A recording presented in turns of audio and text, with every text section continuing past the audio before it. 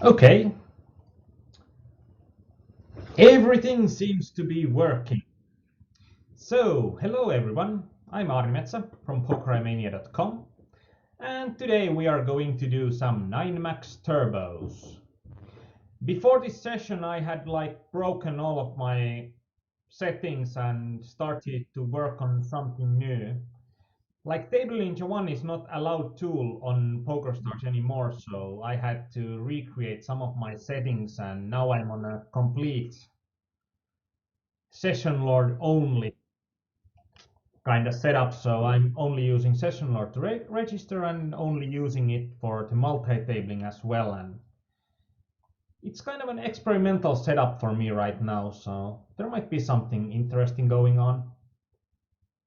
And good evening to everyone. And for Ben Wanlit, sorry, I didn't mean you. I'm happy for you that you have found your success in the 50-50s. It's just the when I tried to start my stream, I just got a nasty error, and then I remembered how I had broken the setup like 3 or 4 days ago, and I forgot to fix it before this session, although I should have been.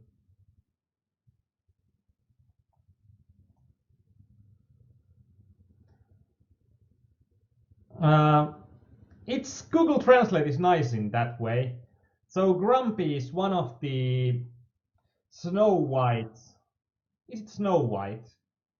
Like the princess with the dwarfs. Is it Snow White and seven dwarfs? If it is, but one of those seven dwarfs is Grumpy, and it's translated to Jörö in Finnish. So that's why Google translates Grumpy to Jörö, even though Area might be better. But I think that the Finns would understand Jörö as well. But it's a bit unexpected.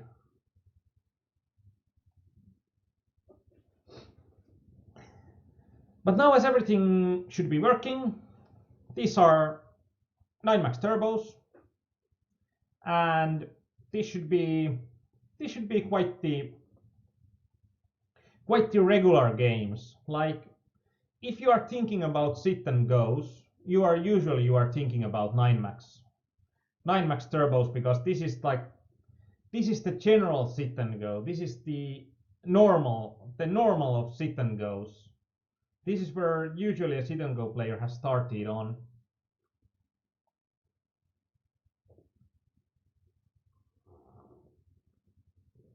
But that's a an interesting start for the session to start talking about Snow White.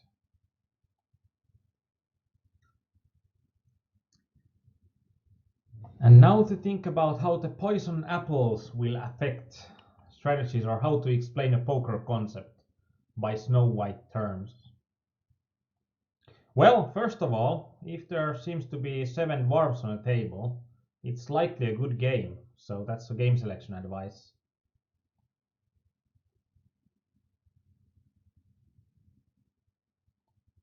And that's funny, like Kauris84 has been the second most active chatter in the English community as well. And when we did start our English community, I think Kauris84 didn't write English at all. And now I think that he has improved a ton. Like if you are checking the first ever chats, it looked a whole lot different than it looks now. So that's nice. Not only learning poker, but learning English as well.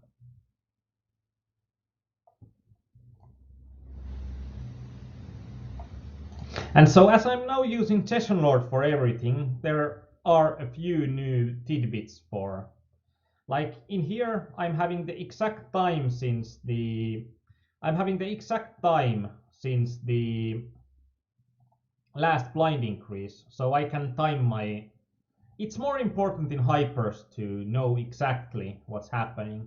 And on the top, there is also something that I like on their iHUD is the like how many tables do I have, how many tables do I have action on, and how many tables do I have a time bank. So immediately as you saw that there's one table that has gone to time bank, it moved to the last position.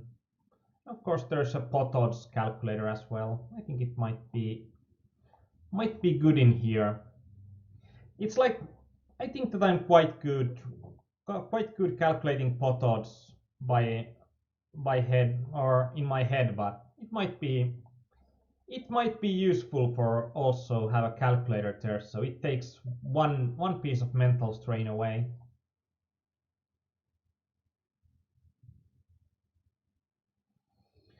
We opened UTG, we got one caller, one raiser. This is a small raise, but still like ace queen it's not the weakest hand that we are going to raise, but it's among the weaker part of our range.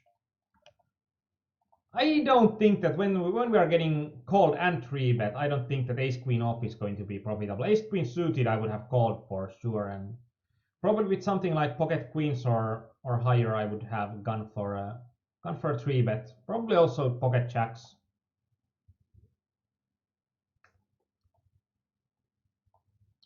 In here, an opponent has called, he check called the flop. I don't still believe that he's going to have anything, so.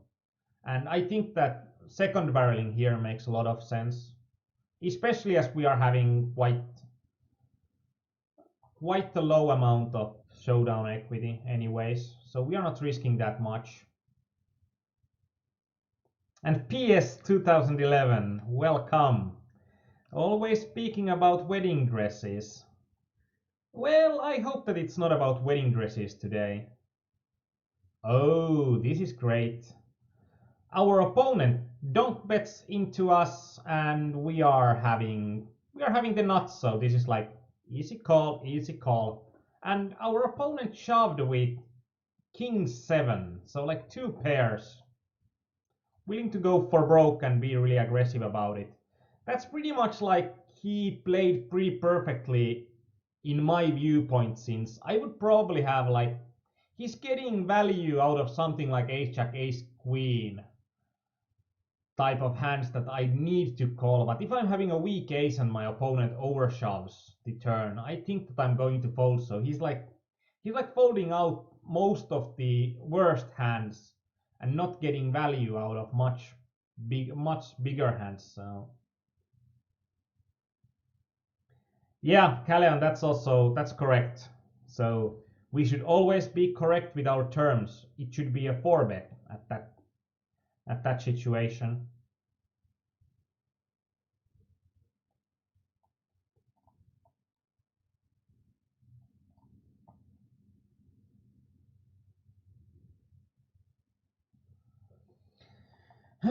Interesting in here because this guy is so loose, but I think that ace 10 is still going to be too bad. But like something like ace 5 suited I would have called for sure, because then I would have a lot more options open for me. But with ace 10, even this kind of a flop when it's 5-way, I don't feel that comfortable with.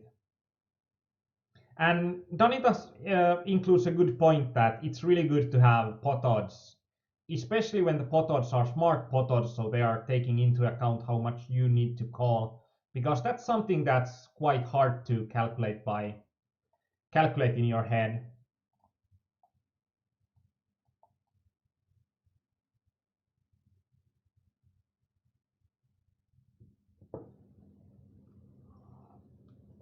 And yeah, there's also for every player there's the action graph. So like I see that these players have folded. I think that's also something that's pretty useful when you are multi-tabling a lot and you are thinking about like you are in a situation you are like, how on earth did I get here? Then it's good to also have how the hand has developed thus far. And Kauris says that maybe it's my computer that crashes the stream.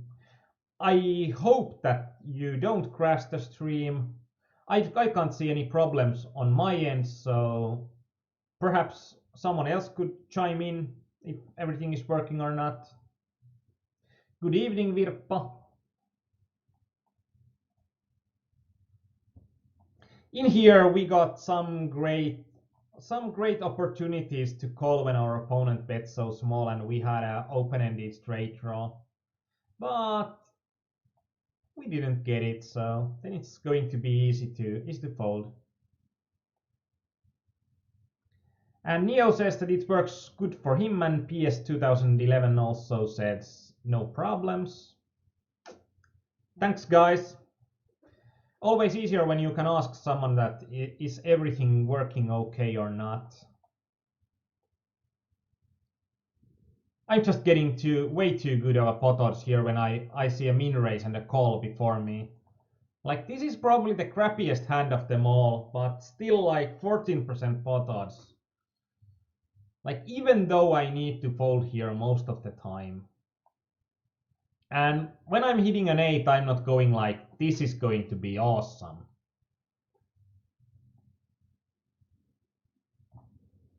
What's up with all of the new HUD elements? I already tried to explain that I have recreated my setup from scratch pretty much. So this is all about Session Lords multi-tabling. And I'm still checking on what works and what doesn't, but I think that probably my next coaching session will be about the Session Lords multi-tabling tool, because right now I think that it's, out of my preliminary testing, I'd say that right now it's pretty damn good. In here we can like isolate for sure this guy, and with this kind of a stats and this kind of a stack size, we want to get it all in against him with ace 7 off.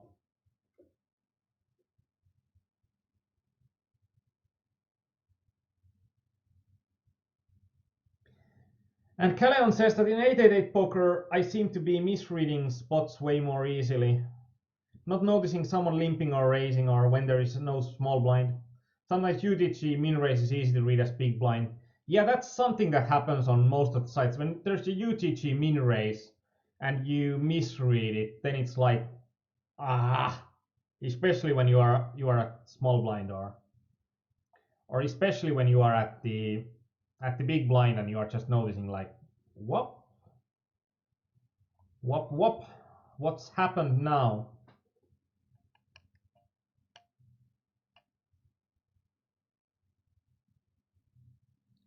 Danita asked, can you get move mouse to active table with Session Lord? So you'll want the mouse to move to the active table. I don't actually know.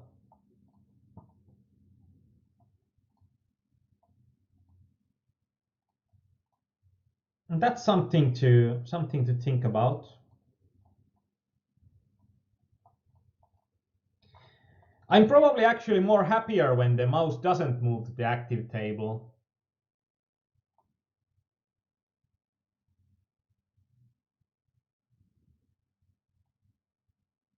In here, actually, King 10 off is probably going to be quite a bad hand to open. Like, I wouldn't at least open higher or open wider than this on the hijack. Ace on the river, maybe this is Poker Stars. Yeah, this is Poker Stars.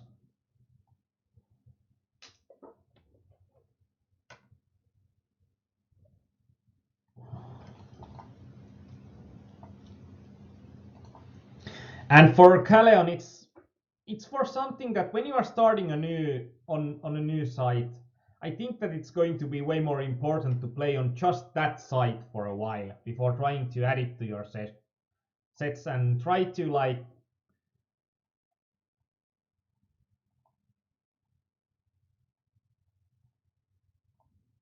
get like everything working, and try to get to know every of those,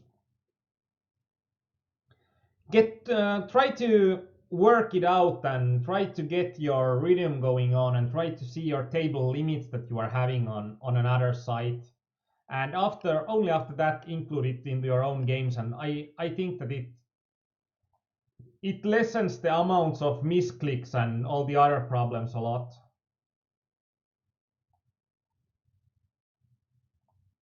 Yeah, when cutoff is sitting out, that's a different thing.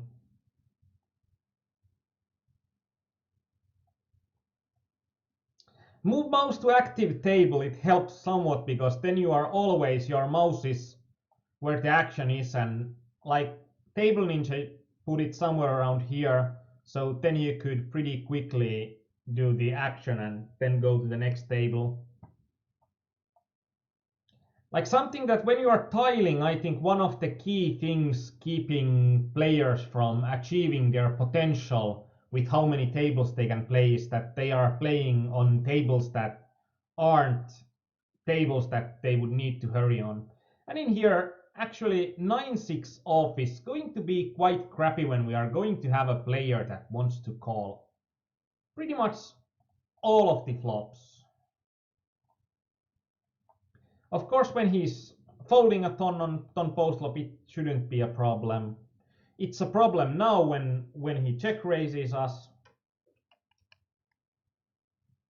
But I think someone like Deja is rejoicing now because before, when I wanted to have Table Ninja working as I had on my multi-tabling setup, when I wanted to use hotkeys sometimes, it pretty much required me to. When I sometimes wanted to use hotkeys, it pretty much required me to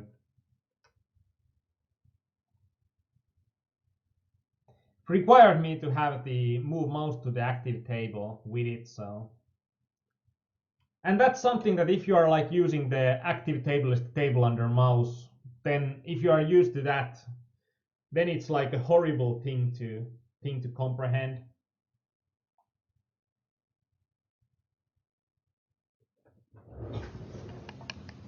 Yeah, good point, Kaleon and Danita, that King 10 off was practically cut off, and from cut off, King 10 off is going to be a strong hand, or strong enough hand to open in many cases, or in most cases. Let's say that to be politically correct.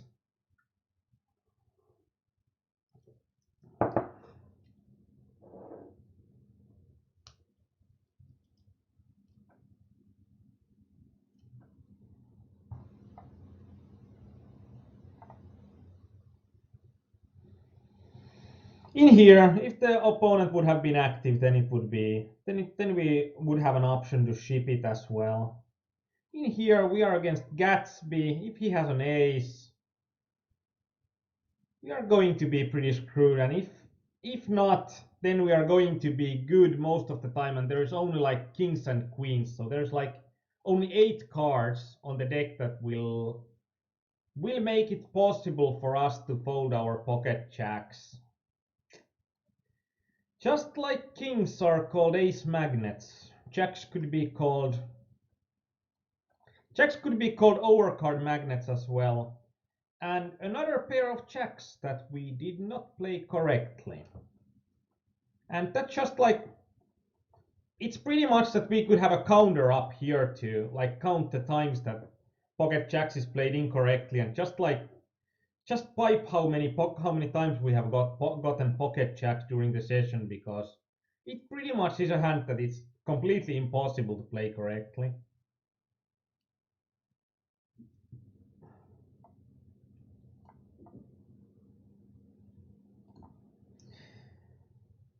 We are going to be quite active in here with the pocket aces. When there are 2 queens on the table, it's going to be quite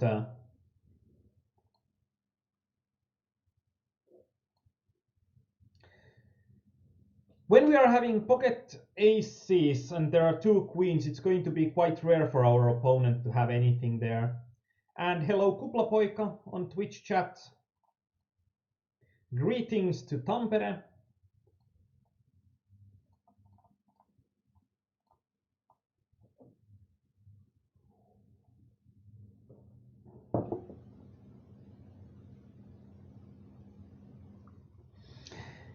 In this bottom left table, I don't like that much that we are having like 2 big blinds, or a stack that is a 2 big blind stack.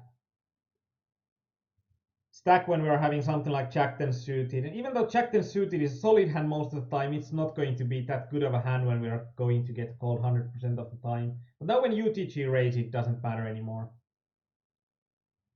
And Calleon asked, would you see checking aces in Queen Queen? Yeah, it's a good option. Like that's pretty much that's the options that we are thinking, that it's either a check because there's like no cards that we are afraid of. There are no draws, so it doesn't hurt us to give our opponent a free card.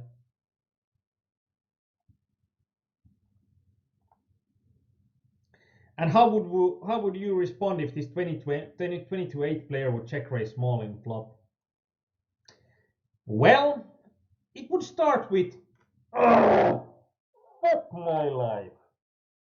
And it would go on from there, and that would probably be a spot that when he would check raise me small on the flop, it would probably be a case that I would pretty much need to call with pocket aces and then see how it goes on from there on. And see how it goes on from there on in this case means that if our opponent then carries on with the shove on the turn, I'm thinking that I need to fold aces there at least. But if I'm getting like, if I'm having pocket aces there, I min bet and my opponent like overbet shove for 2 pots, I'm going to call it pretty much always. Because then there will be, like, it doesn't make any sense for pretty much any player with a queen to do it, and I really rarely see players doing it with a really nutty hand. In here, actually, there is going to be multiple options, but with this average stack size behind us, I think that we are thinking between min raising and shove is going to be a guaranteed plus EV option here.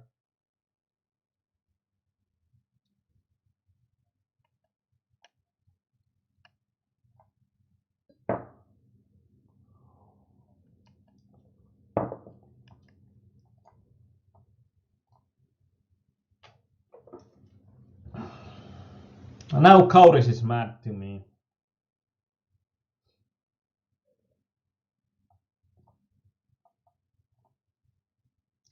Pretty nice on the top right.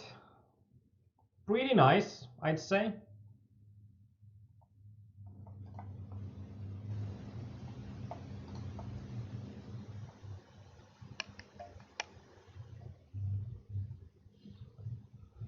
Stack size seems to be, it seems to me that we are having a solid stack size in here. With ace jack, I don't think that we are going to ever fold.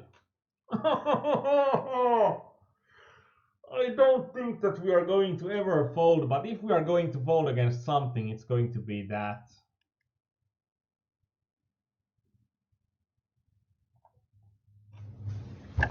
I didn't think my opponent would shove here. Why is she shoving ace king off there?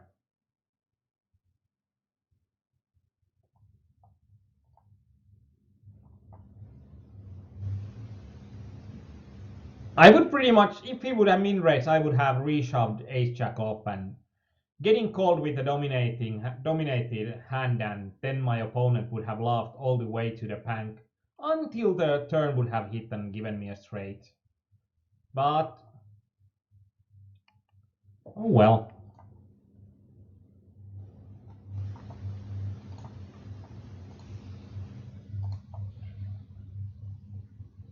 I don't think that king 10 suited is going to be good enough when we are going to be in a...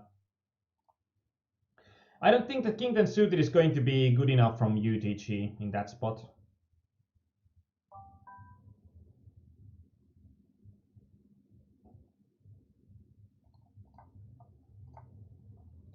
Mark this ace jack, it's going to be a call. Let's mark it. We usually don't mark enough hands, so it's going to be probably interesting hand to look through.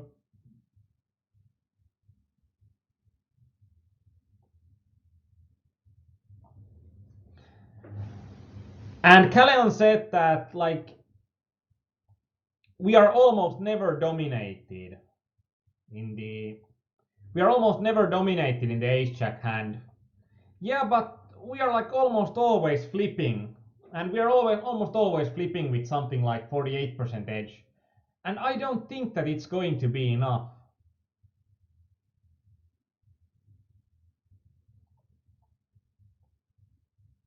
Pretty much can't fold with these pot odds. 35% with king jack suited.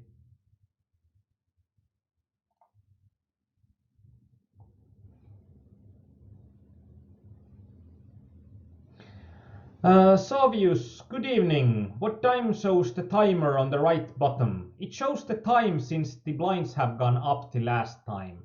So when we are playing turbos, it then goes like in here. I know that if I wait for 12 seconds, then this guy would have a bigger blinds and antes here. It's probably more useful in hyperstructure formats when it's going to be more important to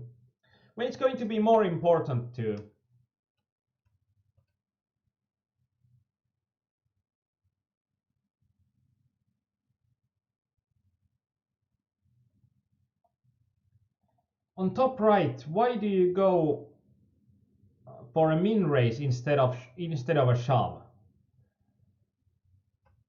Like with shove, I think that we are going to be guaranteed a plus EV spot, but I don't think that it's going to be the most plus EV spot we can get.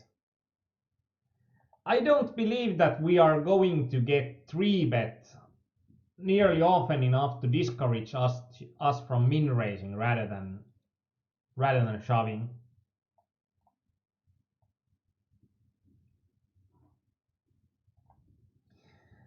Oh, it's ice hockey. And Assad has beaten TPS.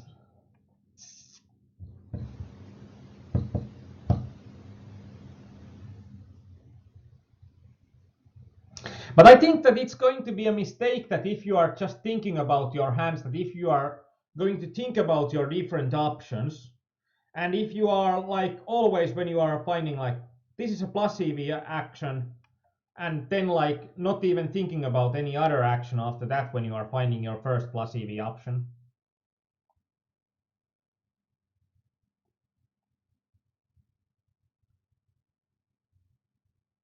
So I'm thinking it's a leak to go for shoves when we can.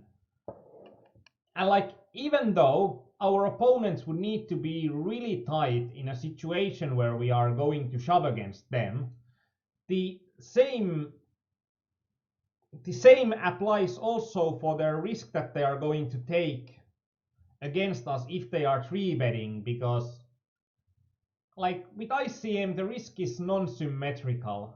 Like my risk premium with a big stack is going to be way lower than their risk premiums with a small stack.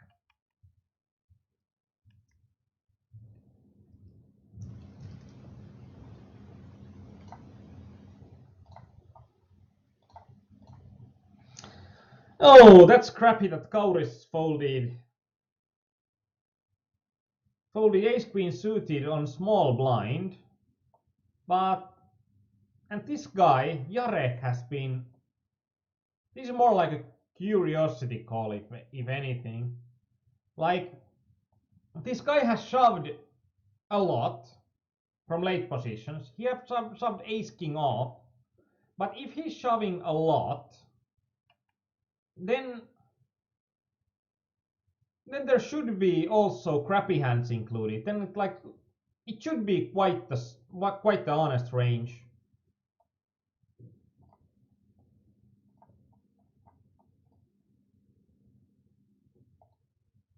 And it's like the small blind, if you're having ace queen suited and someone has already opened, it's not going to be that pretty. Like if big blind has an opportunity to go all in anyway, then there is probably someone else already included in the pot, and I can't see stream disconnecting from here. Does anyone else have problems except Caleon?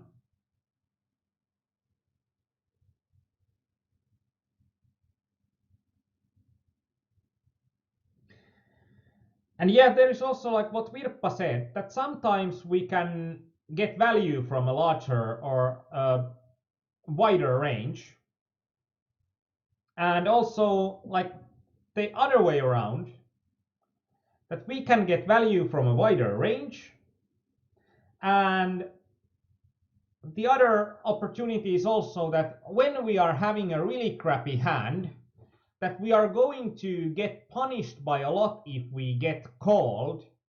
We can like raise fold those type of hands in situations where it still would be profitable to shove any two because of the fold equity that we are going to have. There's still going to be, and in here I think that with this kind of pot odds, calling with pocket deuces is going to be okay.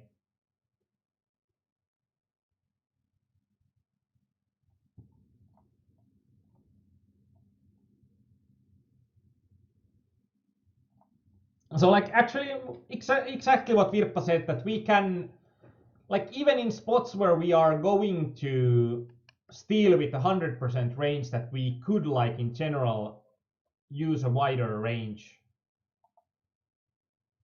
Even in those kind of situations that we are having, like we are playing 100%, if we are playing min raises or if we are playing shoves, we are playing 100% either or.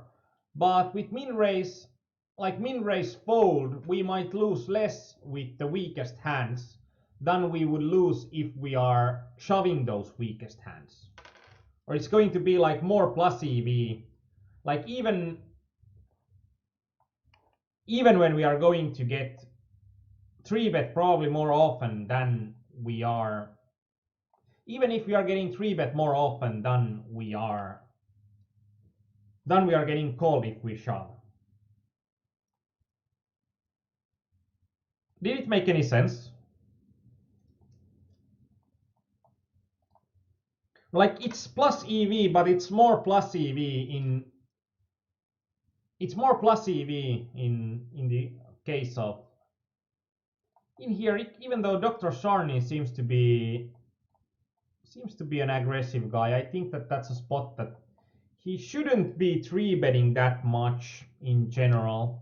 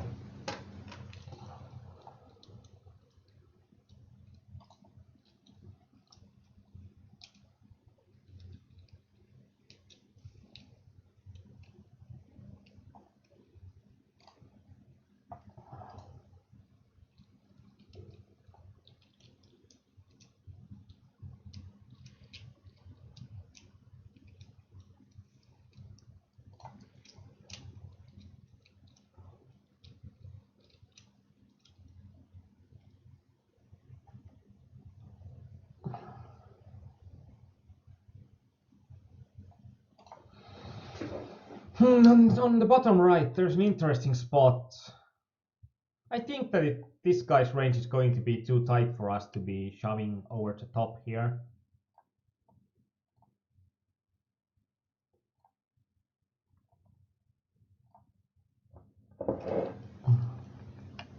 There are a lot of good content on our chat right now, from Kaleon and Neo and Virpa, and it takes some time for me to read them all, but they seem pretty good.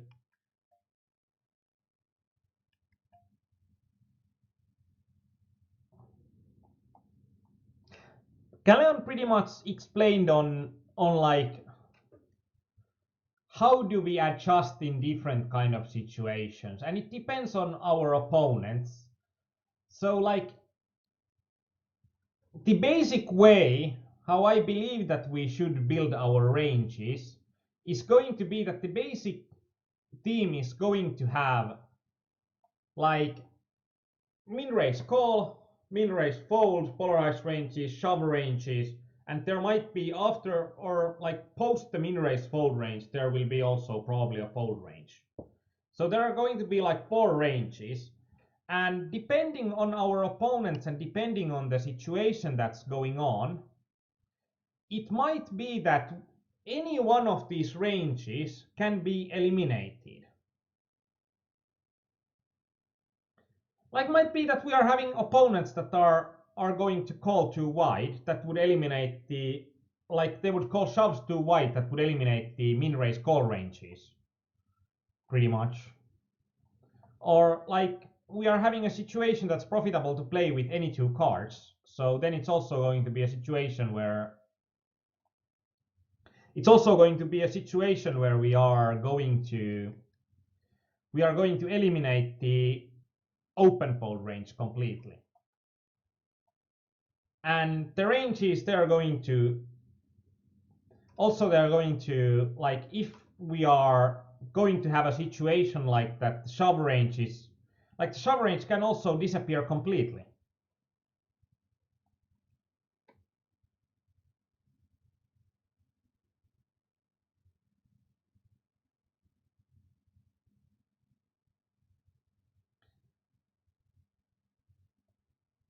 And so Neo asked that then would have to fold ace jack or king jack suited to 3-bet because the range is so tight. So in the end, should those hands not almost always be better as shoves? It depends on how tight their ranges are. It might be that hand like king jack suited might still do so badly against their ranges. In here, this guy has been pretty active in 3-betting me, so I'm adjusting a bit by increasing the amount that I'm going to limp against him and trying to see like do I get some fold equity out of this guy? Do I get him to fold at any point? He's a Brazilian, so I don't think so, but you can always hope.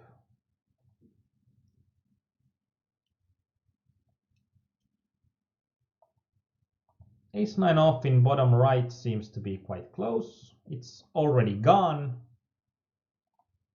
Trying to find it from Poker Tracker.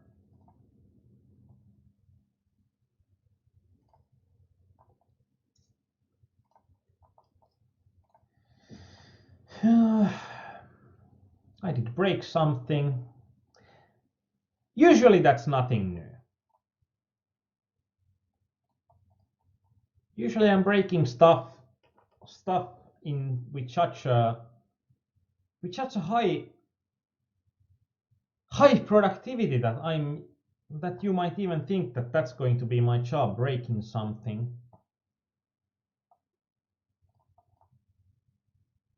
I'm trying to achieve my opponent to fold a hand that would beat me there. So it's going to be a bluff.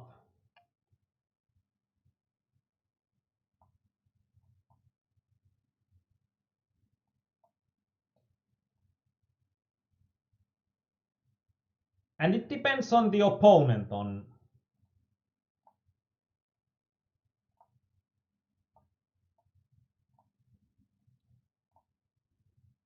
how much sense will it make.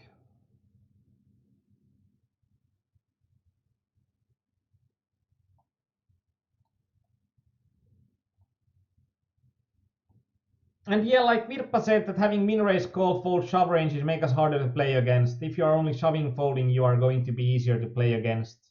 Like villains can make less mistakes. That's also like one point in there is, oh crap, the jack is probably the worst card that can arrive on the river.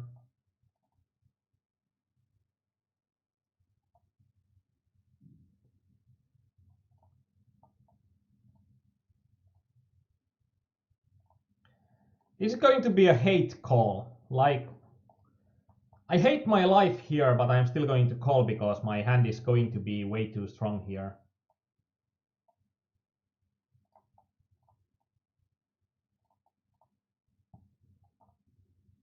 Okay, I marked the ace-9.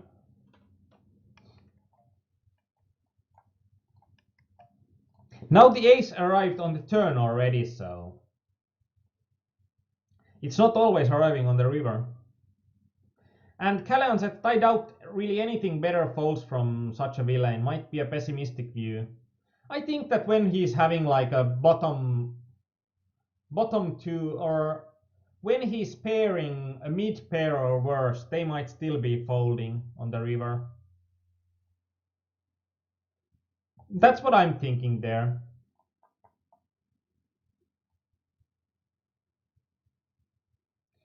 Do you always go for a check on the river like that, bottom right, or do you sometimes bet fold as well? Which hand?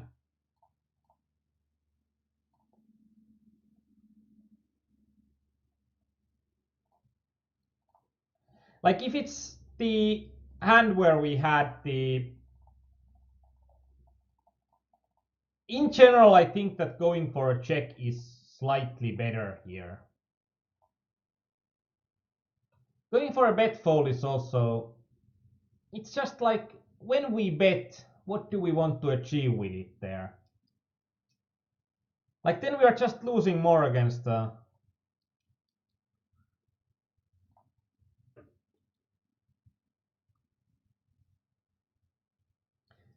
I think a bet fold would make more sense if we would have something like 10 or a jack there. Like if we would have a weaker pair, bet folding would make a lot of sense because then we could get better hands to fold.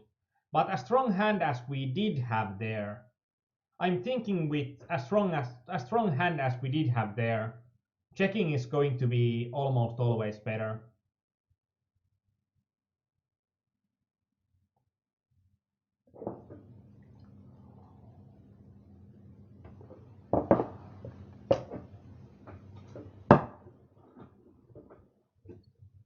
Okay, no more coffee for me.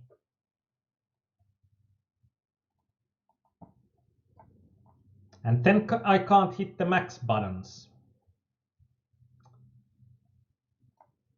Perhaps I should get some more coffee. Perhaps I should.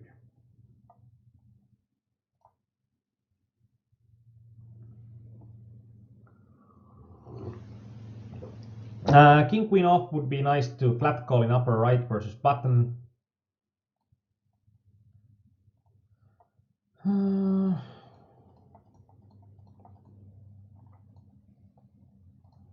Again, probably a hand that I have missed.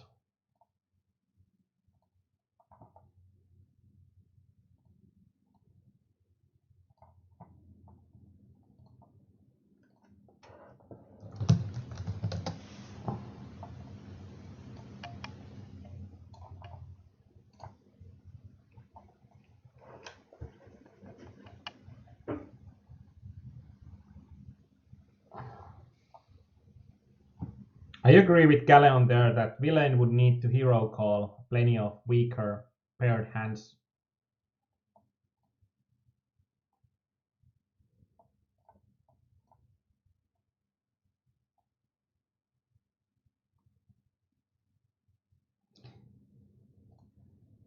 Well, on heads up, like even though this guy 3-bets a ton, he still also folds a ton.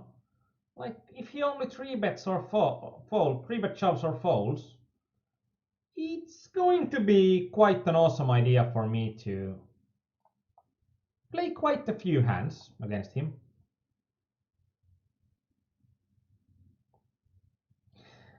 I think the problem with bet folding there is that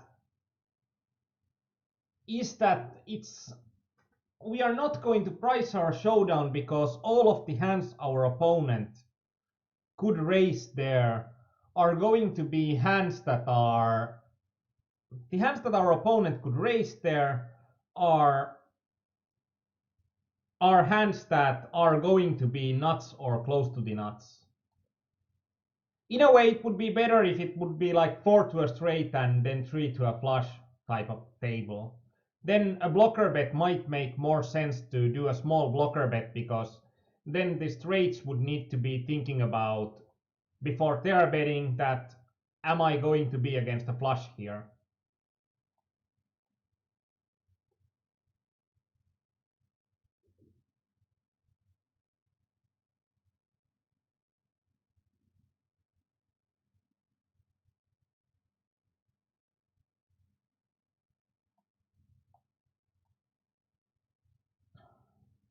And Kellen said that you shoved like 21 big blinds from big blind versus active buttons min raise. I think the hands has so many playability that it's kind of a waste to shove that deep, even if OOP. Probably could try to find that hand as well.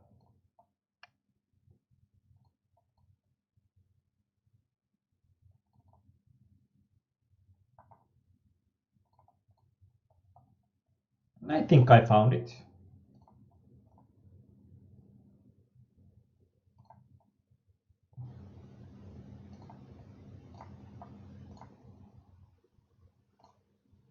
Yeah, I found the king queen off hand. That's what I was trying to find there.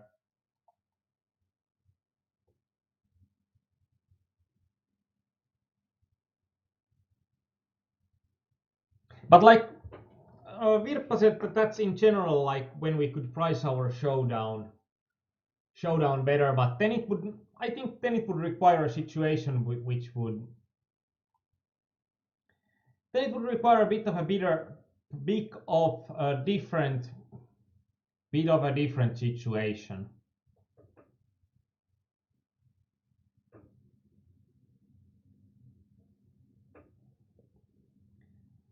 Ace king off bottom right, min raise option as well versus active three better or too short and too suspicious looking.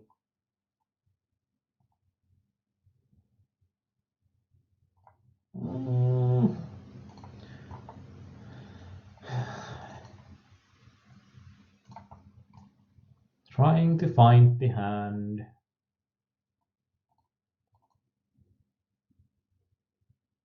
I think that it's going to be a bit too suspicious looking.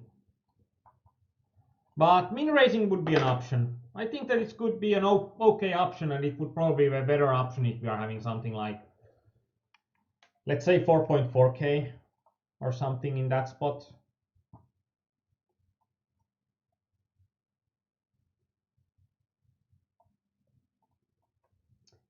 Country reads. Opponent is from Brazil. Call plus EV. Yep. Brazilian guys are usually going to be aggressive and probably going to play a lot more hands than they should. And Callian said that at least Arnie can't complain about inactive chat today. I haven't had a reason to complain about inactive chat in ages. I think we have had awesome chats.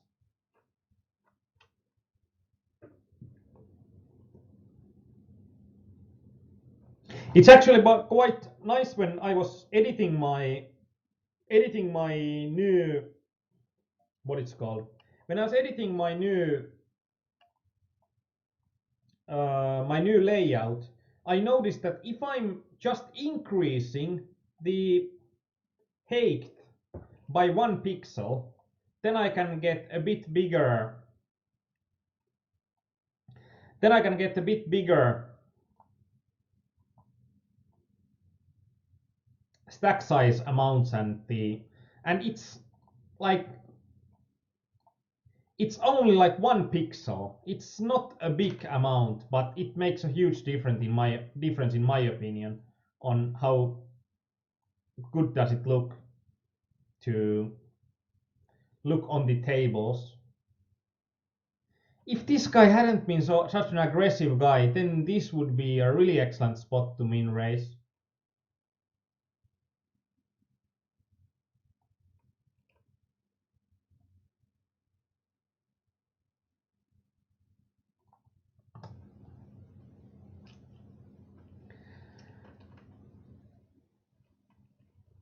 Virpa said check call on the ace king off.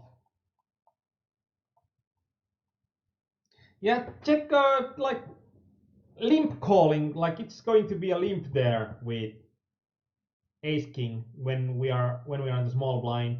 And he didn't punish us for limping before. We did limp like 3 or 4 times when it was 3 or 4 handed. And I don't think that he punished us at all on limping. So I don't believe that limping is going to be the most plus EV thing.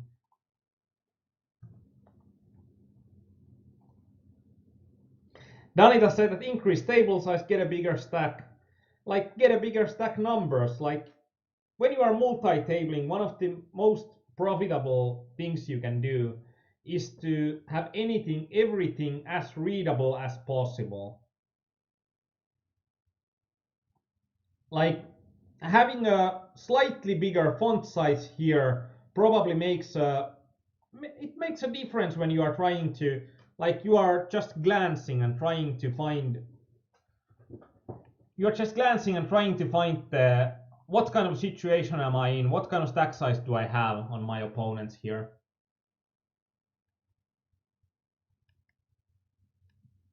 And Kaurist says that MTT break is now. Oh no, I don't need to care about MTT breaks when I'm not playing MTTs.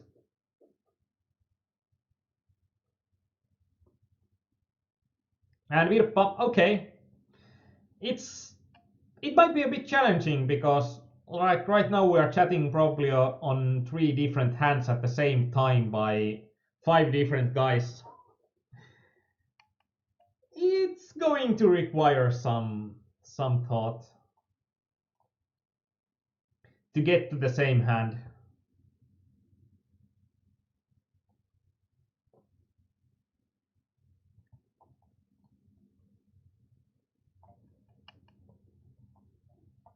I think that today I'm not playing that bad that like the most profitable option would be to sit out pre-flop.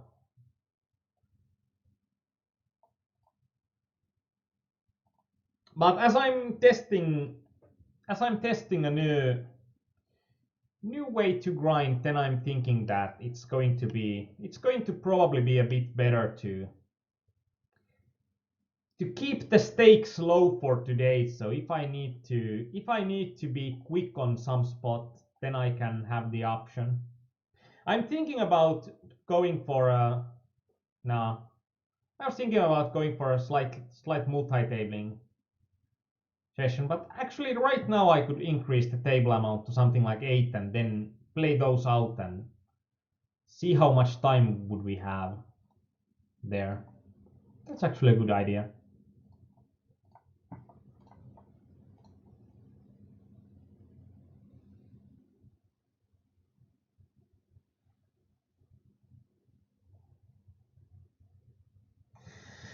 Virpa says that I remember when I first started using a HUD, I would end up adding around 1 stat a day until I could barely see the tables and my eyes started to bleed out. I think that's the problem, that when your HUD gets more complicated, then it will also be a problem for you to try to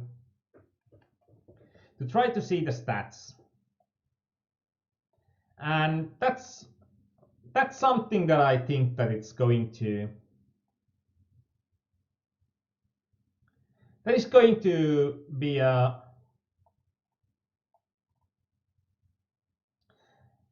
that is going to be a slight problem. Like, there is going to be so much information that you probably would want to see, and here the boss guy has been not the king of nits, but has been really tight before this. When he min raises less than 10 big blinds deep, I have no interest at all to take part in that pot. Against a more aggressive player, like shoving the ace-7, why not? It seems to be a nice idea.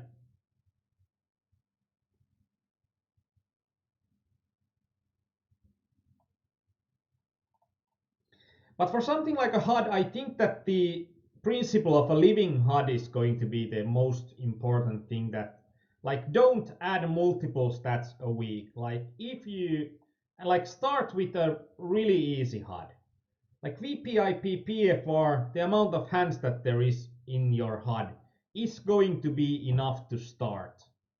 Like, you need only 4 stats. The name of the player the HUD concerns, because at first, when you are going to start using your HUD, you are going to see technical problems, you are going to see the HUDs going at wrong places.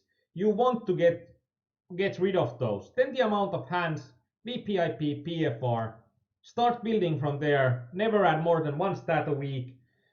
After the week, do a recap, have I used this stat that I have added? If you are saying like, no, I haven't used that stat at all, then remove the stat. Stats that you don't use are not going to be valuable for you in the long run.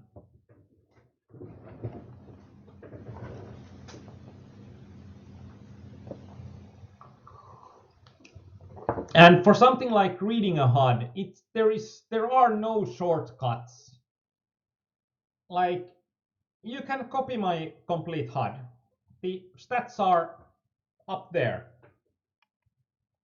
But will it be that much use for you if you are copying my whole HUD? Because then it will take you a long time to understand, like, okay, now I have copied your whole HUD, but like, what's the stat at that point? Like, for me, it's going to be pretty self-evident what's the stat at that point. But if you haven't learned to read your HUD, then you probably don't have the same instant recognition. And also I'm using different colors for different stats. So then I can also, like, I can quickly see position plus color means this stat.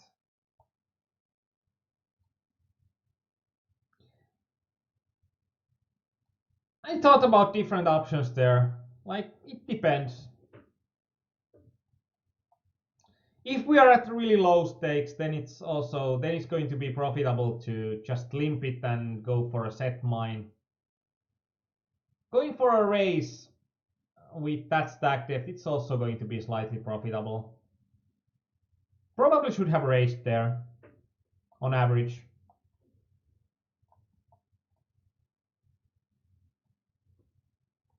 But it's also like something that you can use, for example, my HUD as a basis. Like when you are starting with VPIP/PFR HUD, you can try adding my stats that I have used for a long time and like add one stat at a time. It's no shame in stealing. Like it's no shame in stealing something that works. Like it's no shame in looking like at my broadcast or Caleon's broadcast, and because we have used a lot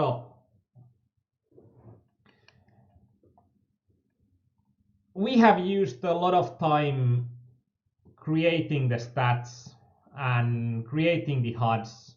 And Tolhurst says that, hey Arni, have been watching your YouTube videos long time ago. How is your wife? She's still playing?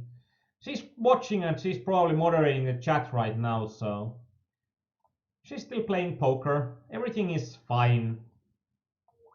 Just last week it was a discussion of wedding dresses, and it wasn't by me, so.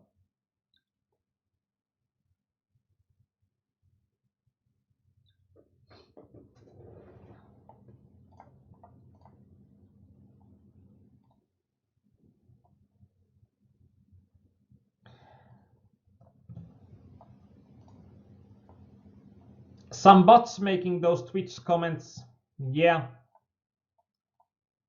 Luckily, there is the ban button is quite close to where I'm looking, so.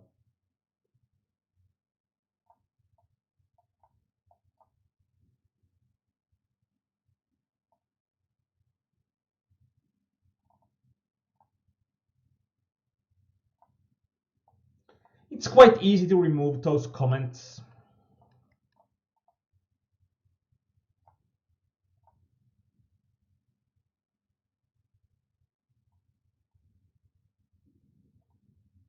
No, Kauris. Today we are not going there.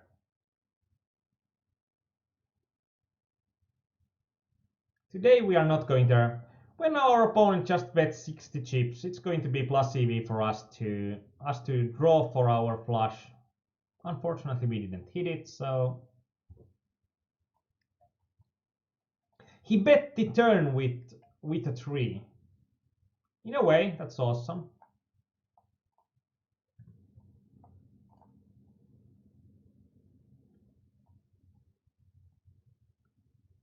It's like for the bots, it's probably for them, it's pretty much a zero cost venture for them that they are actually here. Just min raising would have also been big enough.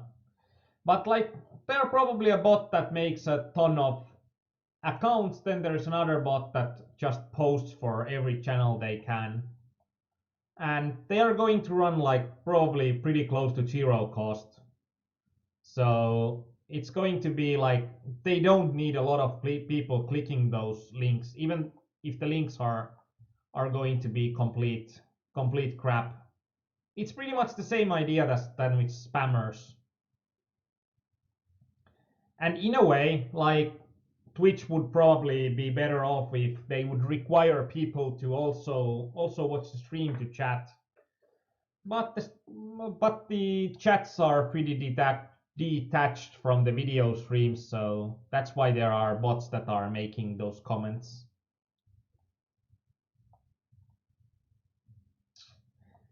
Yeah, Kauris, remember. And as you Kauris remember, there is the warn this user button that's only for you.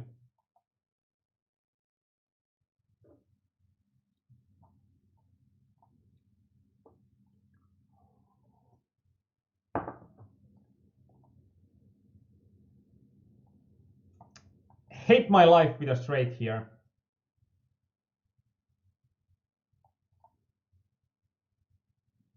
I wouldn't think that my opponent would have been bet folding there, and that would be a mistake to not fold after a bet there.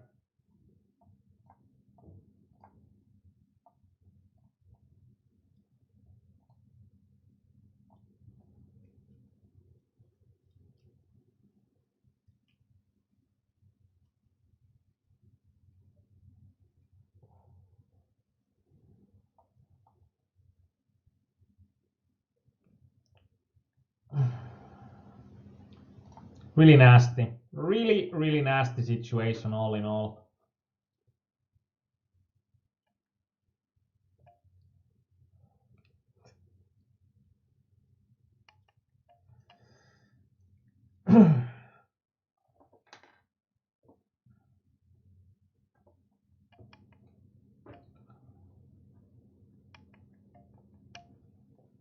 Just not enough. Just not enough.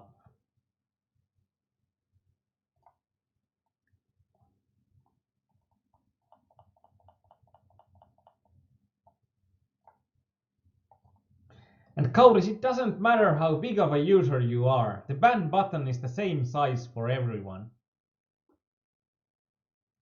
It's small and yellow and rectangular. It's not like a big red button that says don't push here.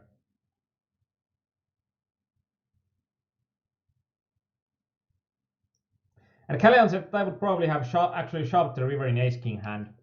I just think that he's going to have the flush too often, but probably that makes sense as well. It would have made sense in that exact situation that we are having. We are having an opponent that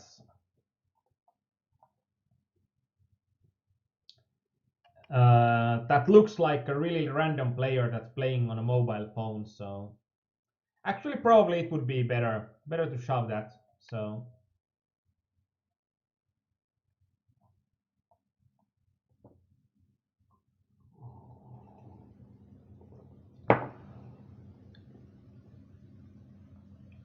But I think that for something like Twitch doesn't have a lot of like spam filtering or anything. They're just trying to get users as easily as possible. And it doesn't matter for them that are they spam or not.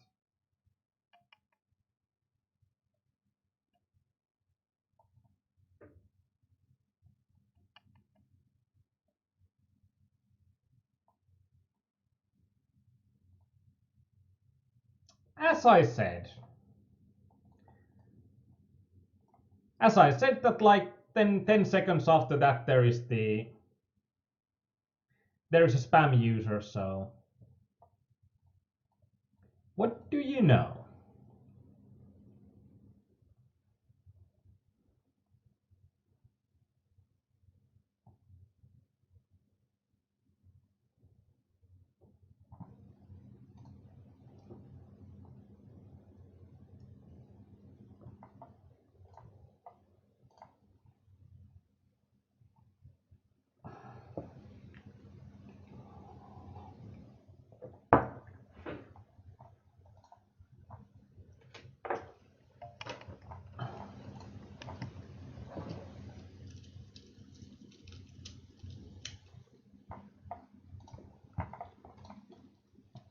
But I don't remember that it has been this bad with the bot spam on Twitch before.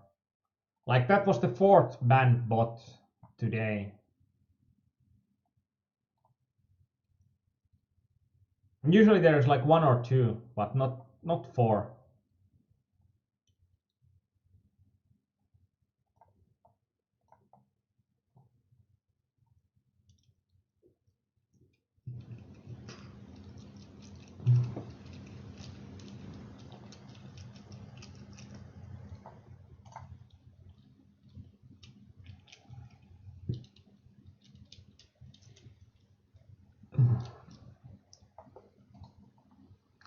Oh, Kauris is getting a cup of coffee.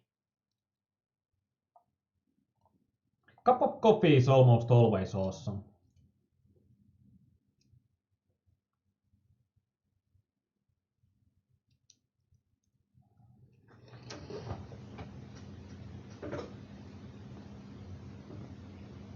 About 20 big blinds deep, even though we are 5-handed, I don't think that we can fold.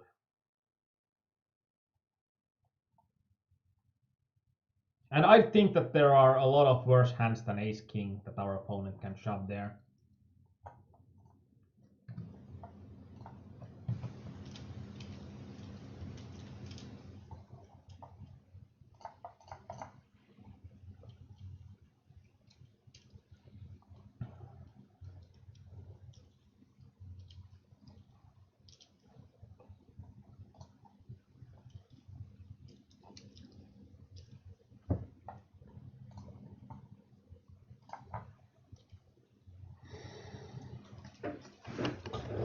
Unlike ace-6 suited, it's going to be pretty much the same situation that we are. When we are raising, in that case, we actually like that there's going to be a small stack because the wider the range for our opponent, one big card hands are going to gain in those spots. About 32%. In general, it would be okay, but here we are also having small ICM effect, and the hand is almost as crappy as it's going to be. And Danita says that ace queen off is going to be at least close, in my opinion. Yeah, like something like ace jack would be an easy raise fold in that spot. But I think that ace queen off is going to be strong enough.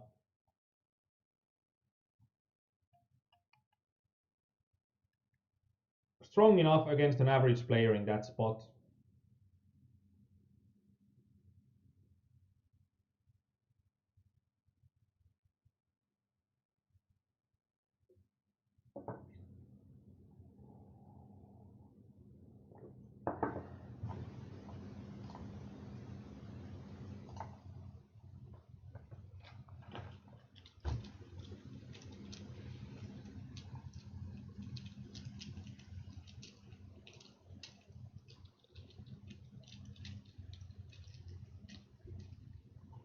If he's going to be the only one shoving, we are going to call with our pocket threes.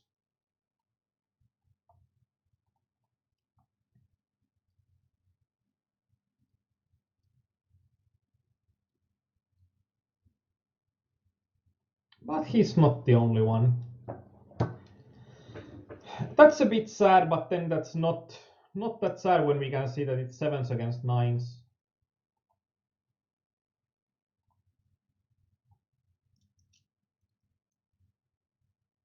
Would have hit a set and it wouldn't have been enough.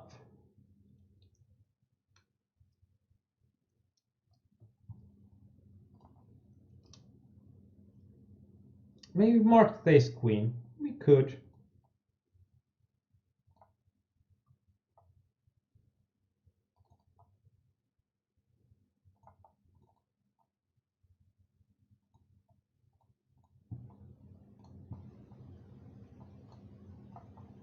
If Fabrizio wouldn't have been that tight, we could have like flat called here, but against a tight player, I don't think that there's going to be any good opportunity or any good option available for us with king 10 suited.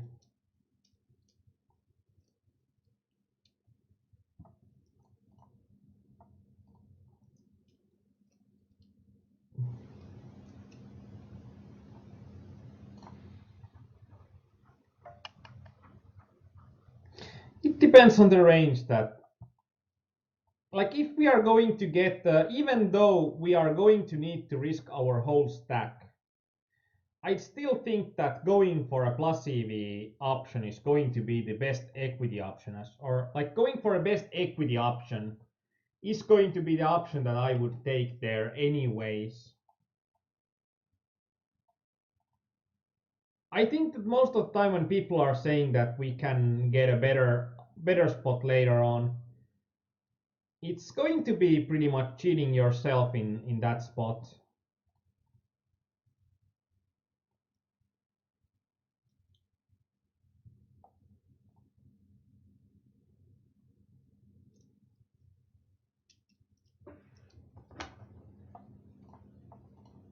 Like, I think it's going to be pretty much for if you are thinking about, it's going to be pretty much for what's the difference between an average and a good player is going to be, with the good player is taking more of the profitable spots on average.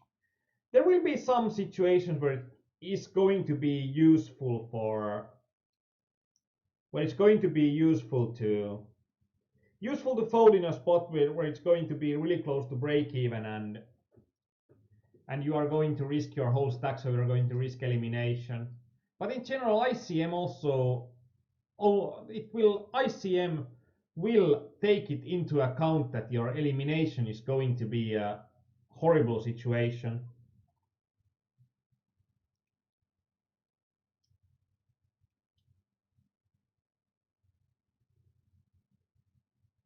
Like, now I'm going to think, like, what's going to be the opportunity for our opponent to call this. Actually, when there is going to be enough extra extra money in there. Like, ace-8 suited is going to probably be the weakest suited ace that we can shove.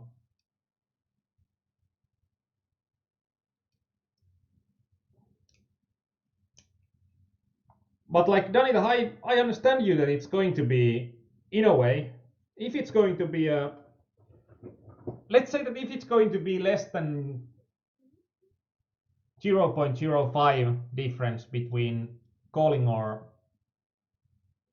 shoving, I think then that it's going to be a situation where it might be, even if it would be a better in equity wise, it might be a situation where it might be better to still fold, even if you are missing equity in that spot, or even if you are missing ICM equity in that spot, because then you can always get more spots later on. And when you are having an edge, the more spots in the future are also going to have value.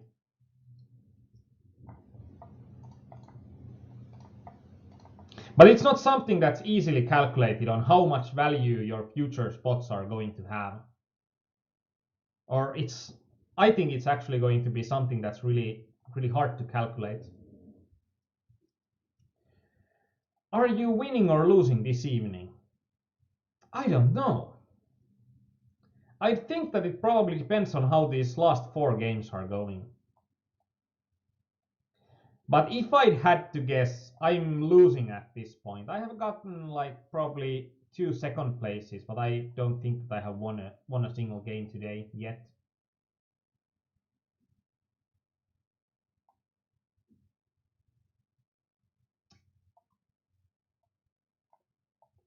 I'm thinking that this ace-10 is closer than it seems against this kind of a guy.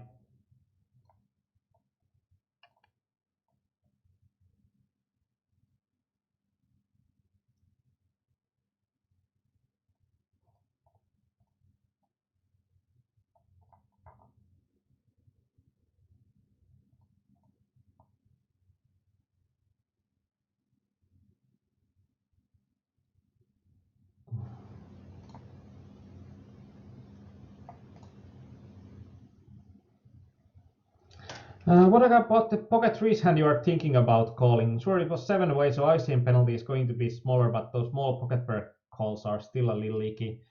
It was against such a low amount. Like, the opponent that shoved had such a short stack there, so that's going to be the main deciding factor for me.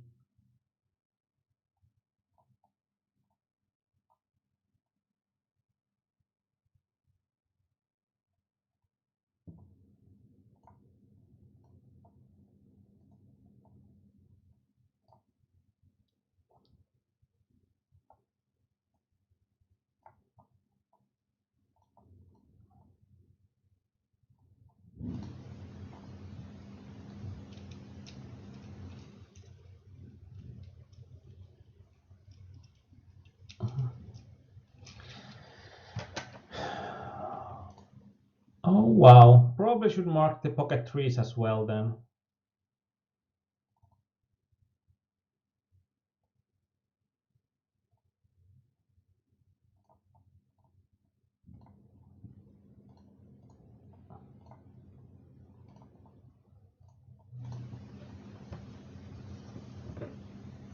Virpa, yeah, it was around 500 chip stack, and I had around 1,200. I have already marked it, so we can discuss about it later.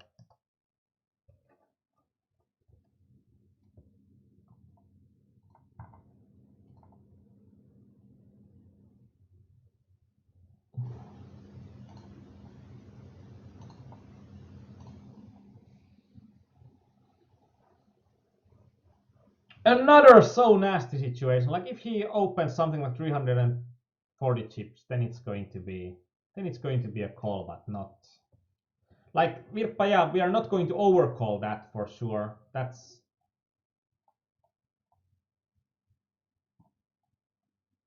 is for sure.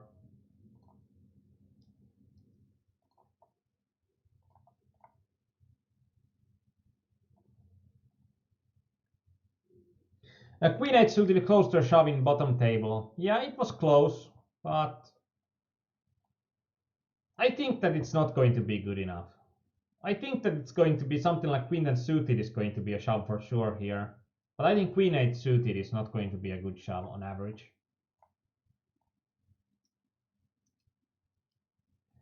Neo, what's the last turn in big blind size that you are still going to have a min raising range? Does position matter as well? Yeah, it matters. I'm going to have a min raising range with a lot shorter stack when I'm going to be in a later position. Like the later position I'm in, the more likely I'm going to have a min raising range. And like turning big blinds, it's in a way it's different. Like having a min raise range, it's going to be a risk slash reward ratio. And when our raise sizing is not limited by the turning big blinds, I think that going for not adjusted big blinds, but going for big blinds, and like we can't, if we are having a situation where we are if we are having a situation where we are on a small blind and there is a three-way situation or there is a nine-way situation and there are antes involved, in the later situation where we are going to be in a nine-way table, our tournament adjusted big blinds is going to be a way lower, but we still want to play that hand a lot more. So like in that kind of a situation, we are getting better price and there's going to be more to steal. So in a way, I don't think that turning big blinds is going to be a. I don't think that it's going to be a good measuring stick in that situation.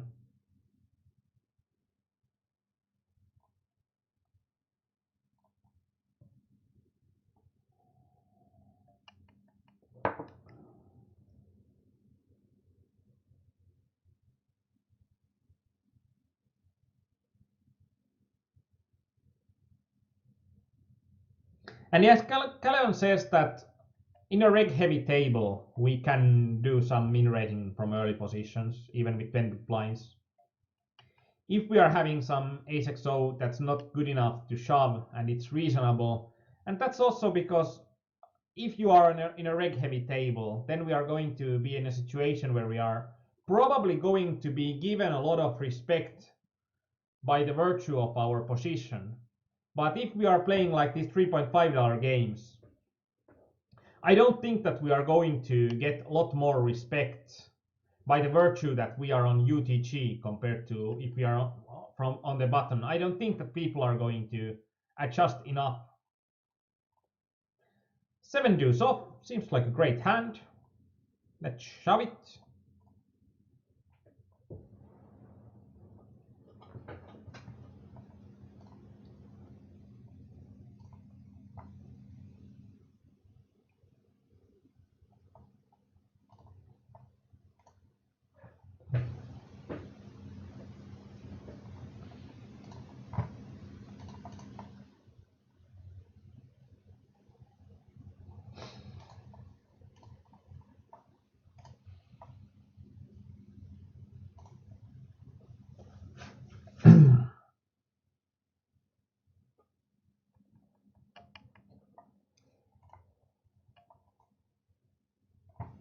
Yeah, and as Virpa says, that's actually a really good additional point. In here, when we are getting a shove and then we are getting a call, I'm putting a lot of emphasis on this call. I think that it's going to be a good hand almost always.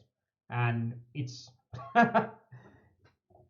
and then it's going to not be a hand that we want to, or a spot that we want to take with king queen off. Oh, we had three hands, or three tournaments still. Okay.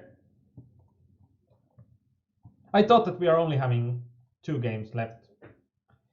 But like when we are having something like less than 5 big blinds, less than 4 big blinds, then min raising gets to be a better option. But it's like when we can't min raise is that when we are having less than 2 big blinds. But then it's not about turning big blinds because I would raise it in a 9-way table, or I would min raise it in a 9-way table. But I think that Neo's question is that when we can min raise fold. I think that's going to be the question that Neo asked. But that's a good nitpick by Virpa, and that's also a good point that I think that a lot of people are missing value on that they're not having a min raise range when they are short because they can get some additional fold equity in those spots.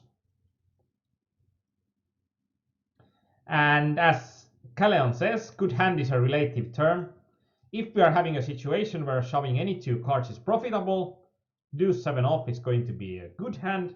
But if we are like UTG and the game has a chart started, UTG or 7 deuce off is not going to be a good hand to shove.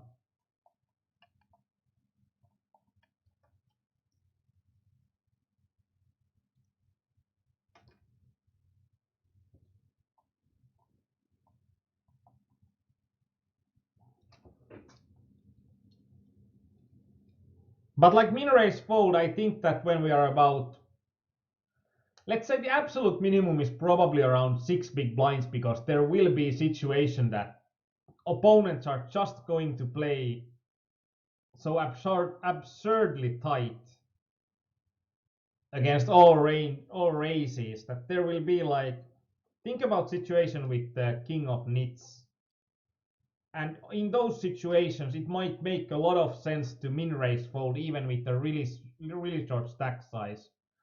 But like in general under 10 big blinds, there will be situations, but generally if you are under 10 big blinds, if you are mostly shoving, I think that it's going to be good. But then it's still like there will be spots where it's going to be good to min raise with even a shorter stack, min raise fold even a shorter stack.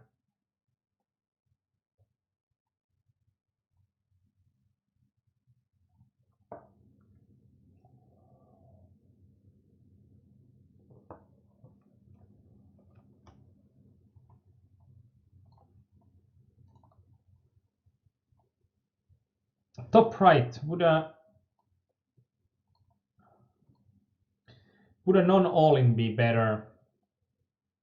I don't think so. That's going to be pretty much straight in the middle of the.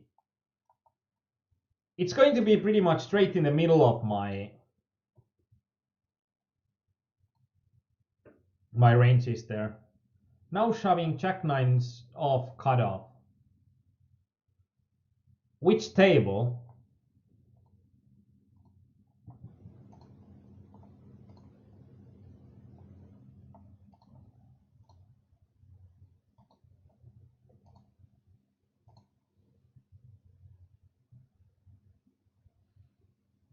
I still think that it's going to be a reasonable shove.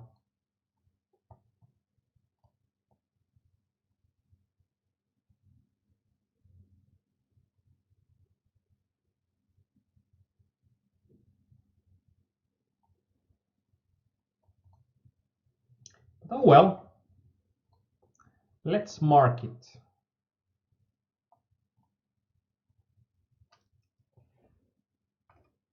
It's going to be pretty interesting because it's like my mental process works in a way that concentrate on one table, do your optimal move, then throw it away, and then concentrate on another table if the hand doesn't continue.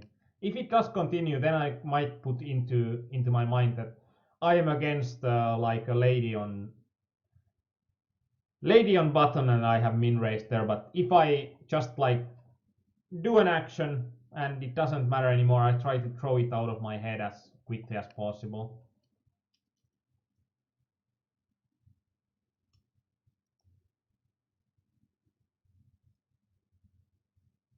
Calleon, you are now comparing apples to oranges. Like Queen 8 suited in hijack, yeah, it's a better hand than Jack 9 off in cutoff. But we are also talking about different average stack depths. We are talking about different players. So I don't think that it's going to be a true comparison. Like, I agree with you. Like, from hijack, Queen 8 suited is better. It's a fact. But also the situation is different, so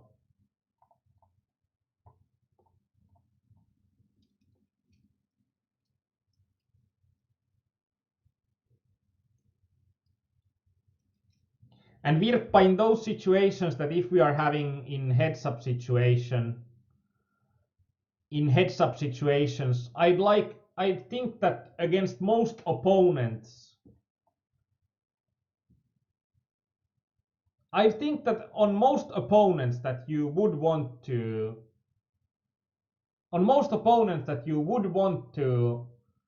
raise fold against, I think that limping is going to be a better option in most of those cases when we are going to get really low stacked. I'm not afraid of an ace here. It's going to be way more likely that we are going to have an ace than our opponent is having an ace here. And I don't put much stock in that we are having a 4 here. And Virpa, it's like if both players play perfectly and there's an opportunity to min raise fold, min raise call, then the magic amount of chips that we would have that there is going to be no perceptible difference between perfect strategies is about 8 big blinds. But that applies when both players are playing perfectly. Like if we are having players that are playing perfectly with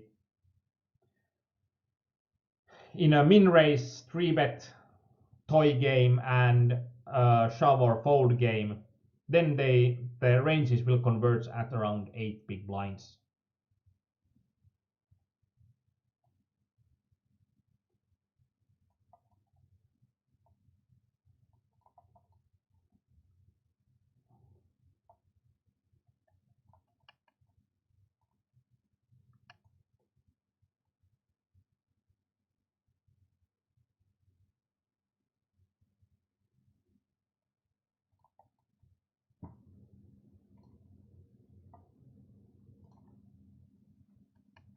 And Danita said I had a heads up opponent with a lot of history that I calculated I could min raise fold any 2 cards for 7.2 adjusted big blinds and higher. Wouldn't surprise me.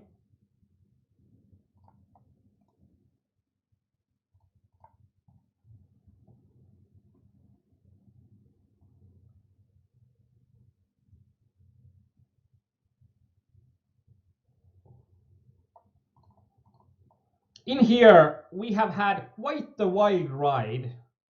When we got here in the bubble with the shortest stack, and we have pretty much increased our stack size by being quite merciless with our steals. So, like going from,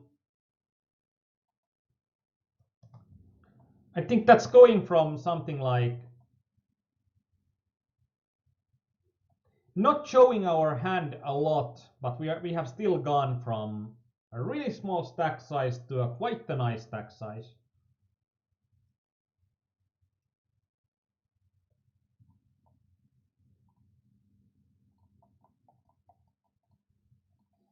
Ace 3 suited.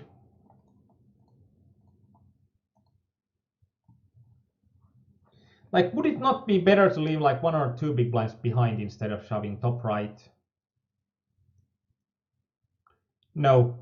I think that if we are in this case, it's going to be either a min raise or then it's going to be a shove. But I think that going for something like 1800 here, I think that it's not going to be an optimal move in almost any situation. This is practically the same situation we discussed with Neo. And like in this case, min raise might have been better here, but I'm not sure.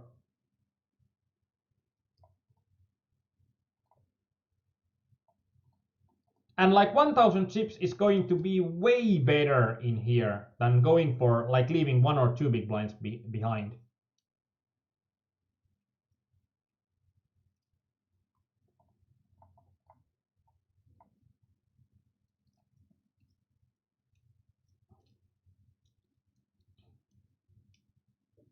But like I don't think that in this case, I don't think that we are going to get increased fold equity by going non-all in, and I don't think that we are going to get good spots to raise fold if we are leaving just a small bit left.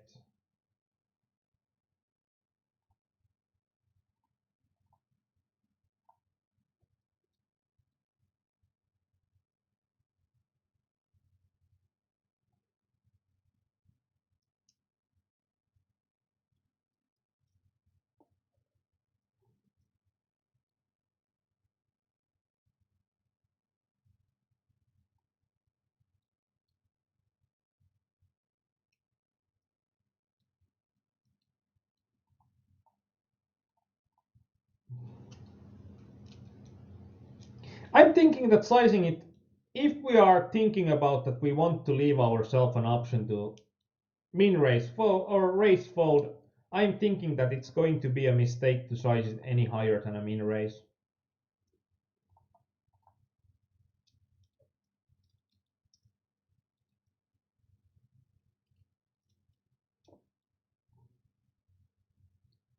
And this is quite interesting because this is probably the one thing out of the Neo's coaching that I got most feedback on Skype or everywhere else that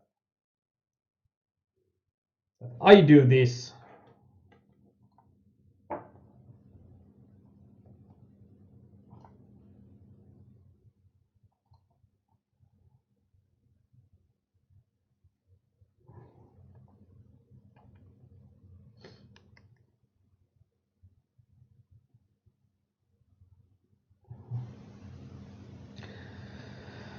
Oh, the lucky frog, the lucky frog.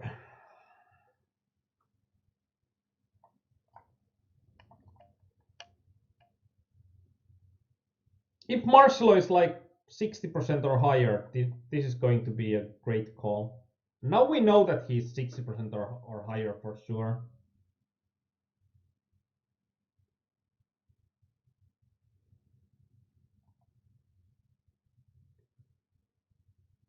Ah, oh, this is nasty. Actually, Lucky Frog has been so tight.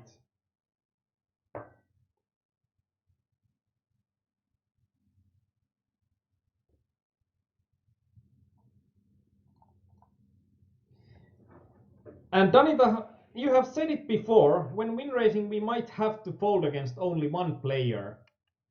But if we are removing ourselves an option to min raise fold, aren't we usually, just when we are removing options from ourselves, aren't we usually playing worse in that kind of a situation?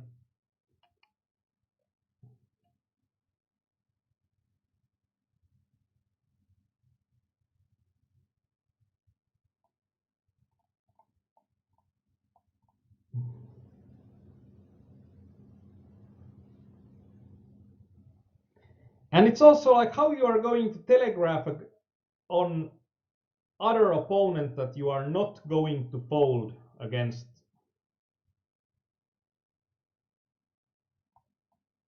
them, that how they are going to interpret that you are not going to fold when you are going to 1000 chips instead of 600 chips. Like when we are having less than 8 big blinds, we shouldn't have a raise fold range there. But like when we are choosing a sizing that commits us, I'm thinking that we are making a mistake. Like in a way, it's going to be about the same that if we are like betting, like if we have a flush draw and we are betting on a flop and we are betting on an amount that we don't need to fold our flush draw, even if our opponent comes over the top. Usually it just doesn't make any sense to me.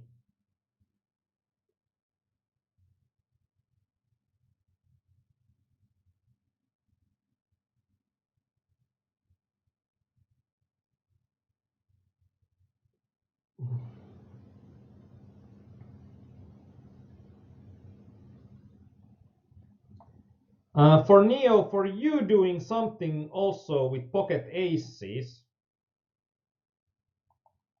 it doesn't necessarily, like your opponents are not knowing your exact ranges at every possible situation. It's just been so tight.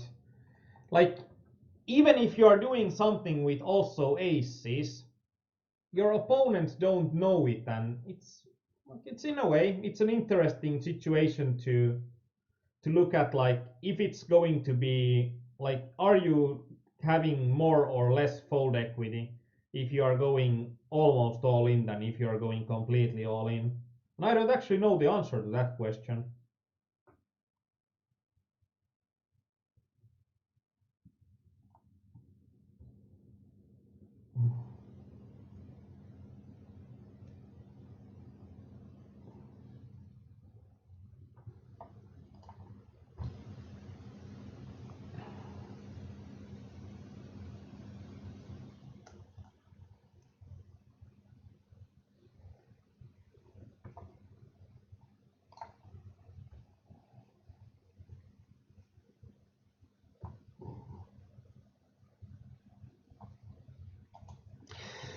And when we are like Caleon now put a spot up, when we are having like a bubble spot where stacks are 8 big blind, 9 big blinds, 10 big blinds, 10 big blind from the cutoff, we are having jack 10 suited. Are we planning to min raise call, shove raise to 4 big blinds and fold if two opponents shove behind? I see a clear point.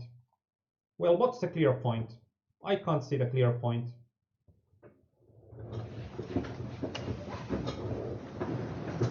Like I'm thinking, and at that exact spot, that the optimal way to go would either be to min raise fold or to shove. But I think that anything in between is going to be less optimal than going all the way to either direction.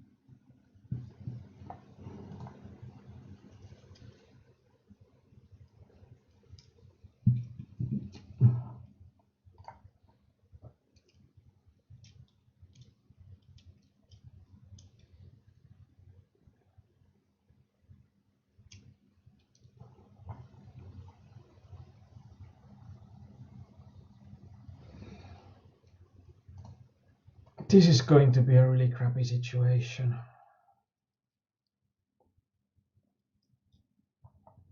This is going to be a really crappy situation.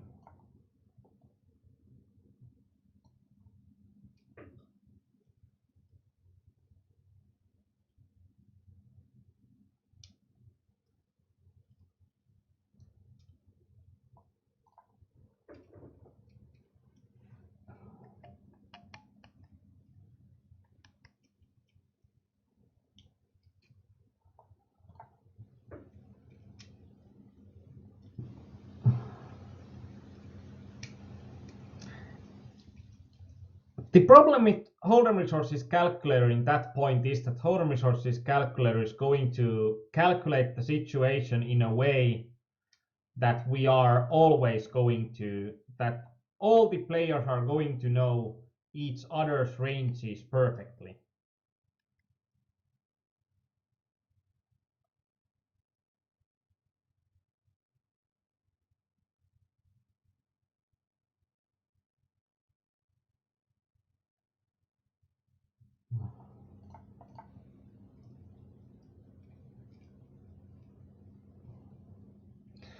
And it's not that I wouldn't understand the point in there.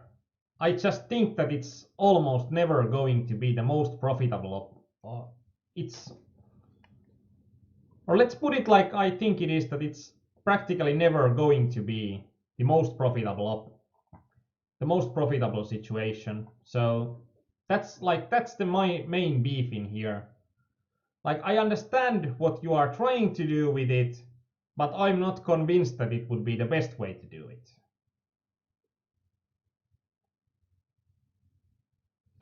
9-5 shove here, I don't think that it's going to be the best one here. Especially when this guy is already all in, then we can also call a lot wider in there than if this guy would have an opportunity to still fold. Nasty spot, as we know that this guy probably shoves any two cards here. But we still can't call a lot.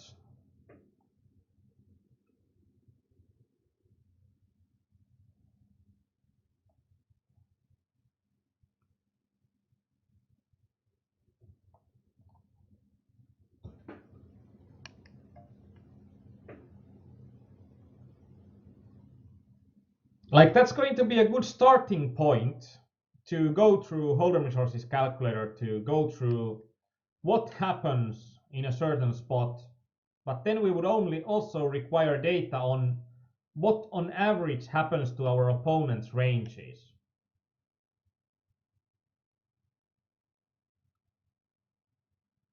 And not go only on what would be the perfect ranges if everybody would know each other's ranges perfectly.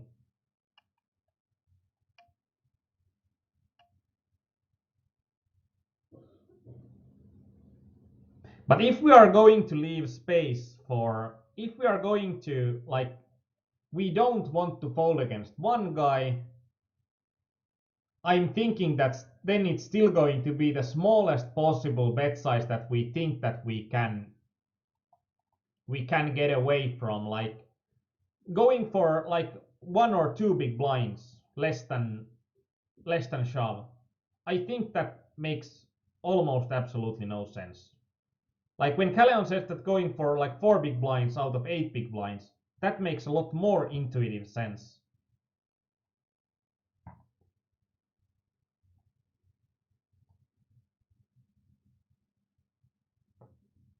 But still, it's going to be, I still think it's going to be hard to get why going for 4 big blinds would be on average a better strategy than going for a min raise.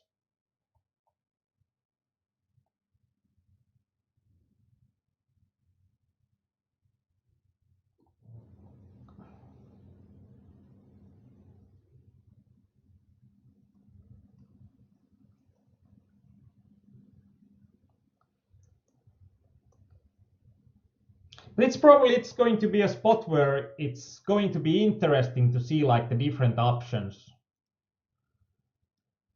And I think like something like it's going to still be a mixed strategy. Like it's going to be a mixed strategy of even with going for a 4 big blind raise or going for a 2 big blind raise. I think that there are going to be hands that you want to shove in either option. Virpa says, I think that it creates extra variance. Now I'd have to say that I probably don't understand it completely. Okay, Kuplapoika asked for, did we win today or not? I'd have to say that we didn't win tonight, but we didn't do so bad either, so it's going to be like it's in a situation that we are almost okay.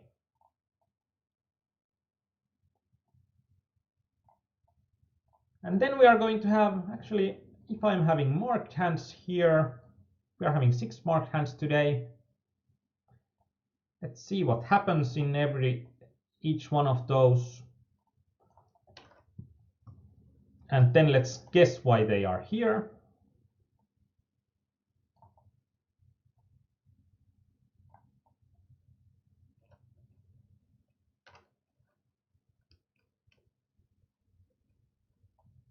Yeah, and that's something that why it creates extra variance compared to min raise folding. Like when we are having the opportunity to fold, I think that there is going to be more variance when we are going to be guaranteed to be all in versus every single player. But I don't think that when we are thinking about tournament poker, we are really rarely we are thinking about variance of our moves. We are more thinking about the equity we are going to get with a certain move.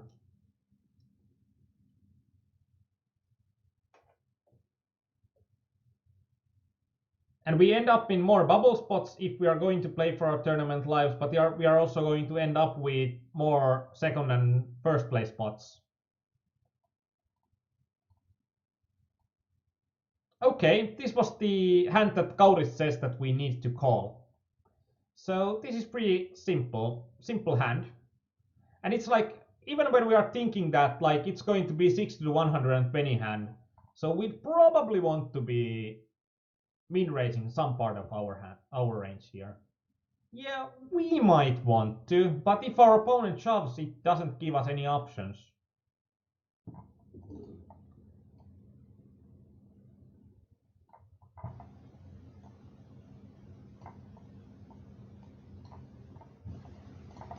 Let's go for a basic hand, 50, 30, 20.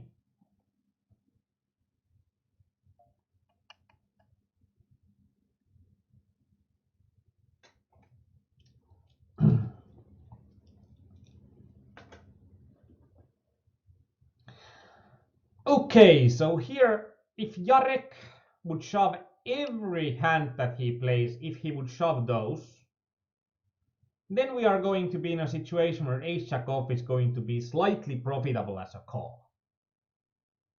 I think that there is a problem that Jarek is probably not going to shove every profitable hand, like it's going to be pocket jacks maybe.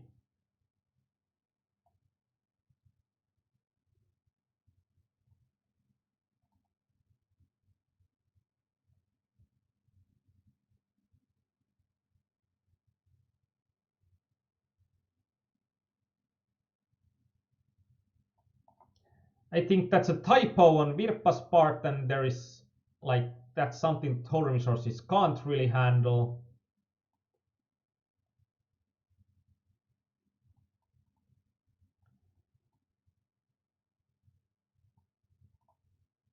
I don't think that with like 10 with like 20 big blinds, I don't see people open shoving their weakest suited aces that often. But I think that's something what I would expect an opponent to shove in that spot. And then ace-jack off is going to be like ace-jack off is going to be the tiniest sliver of profitable.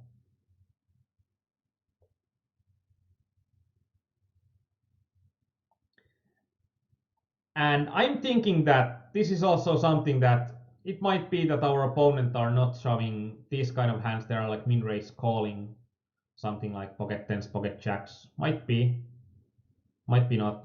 That will have also an impact on is ace jack off a profitable call. And I think in general ace jack off is going to be a really close to a break even call. If something. I still wouldn't call.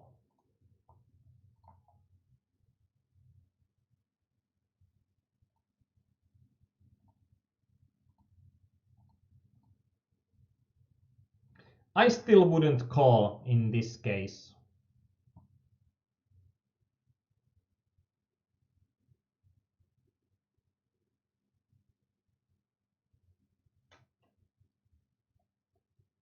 I would usually tend to discount combos of those ace king and ace queen. Yeah, that's true as well. It's going to be in a situation that anyways,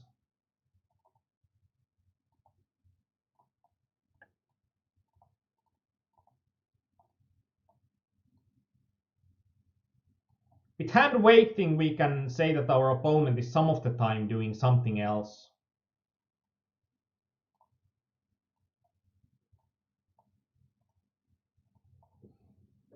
In a way, interesting spot. Like ace jack off is now hovering a bit over.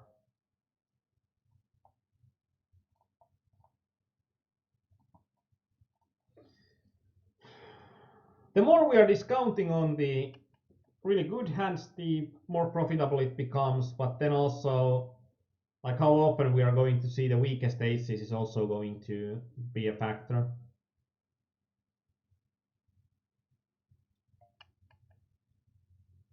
I think that it's going to be quite close. I don't think that it matters that much, and like right now I'm going to bounce back to saying it would probably be a good call.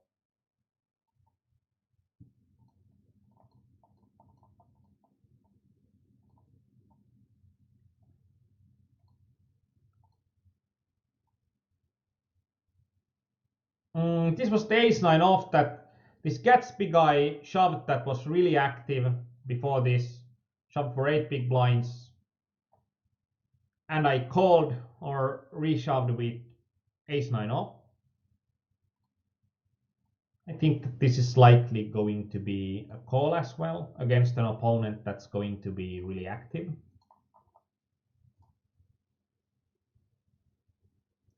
And Kauris says all ace X's are in his range because he's trying to isolate you out of the pot and push works.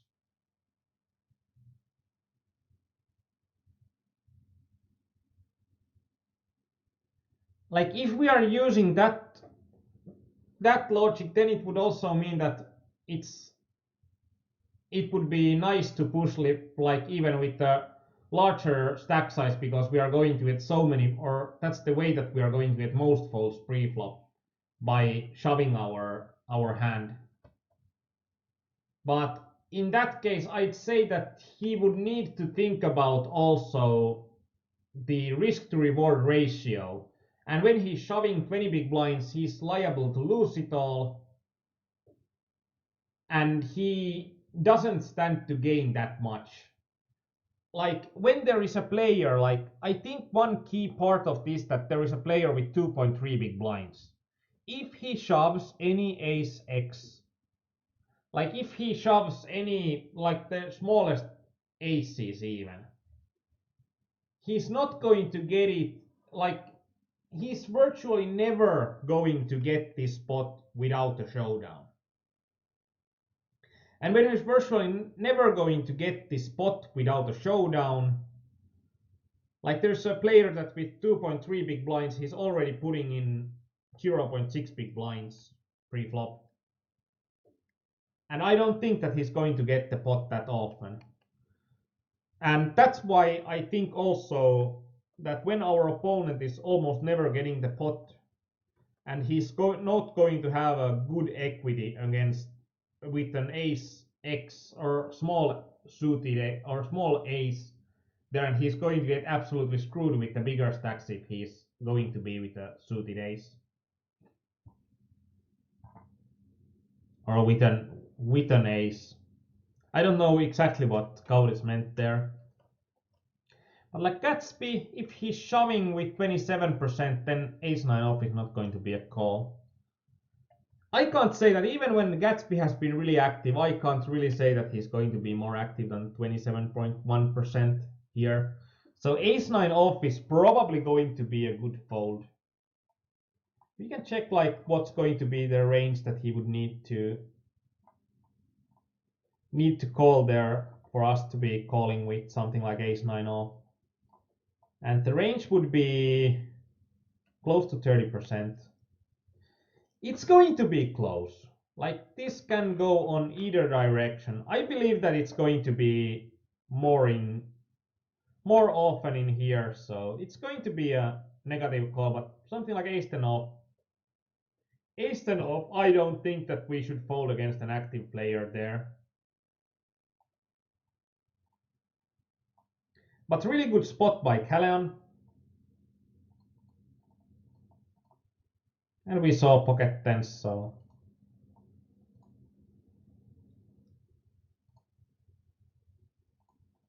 And this was a spot where Callan said that why are we shoving here, because then we are also like we are losing some of the. I just think that this is also going to be such a good spot to shove, and this is going to be a spot that's going to be really hard to model. Like if we flat call this, how often we are going to. I think that this is something like Jack 10 suited would make more sense to flat call. I think that King Queen off is we are going to have also so many hands that or so many spots that we are not having a solid enough hit. But I think that either option is going to be okay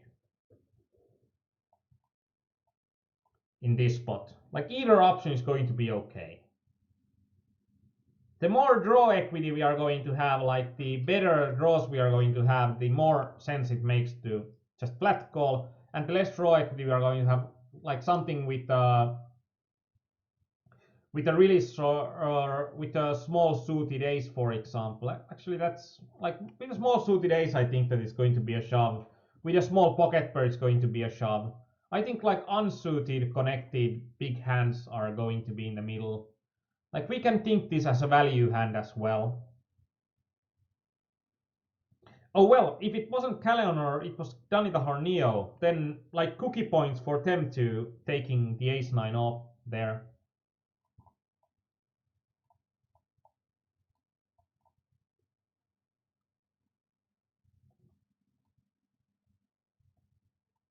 And this was something that ruffled some feathers. Like we are 23 big blinds deep. I think actually that we could fold this sometime. Because we are going to require, like we are practically going to need to be ahead of his range here. I think our ICM or risk premium is going to be around 50, like going to take this at around 50%. So let's see. Let's see it. How does it look like? And it's an advanced hand. We open for min raise. We are facing all in.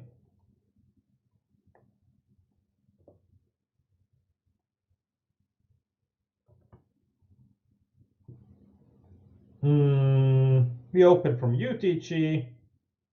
Small blind shoved.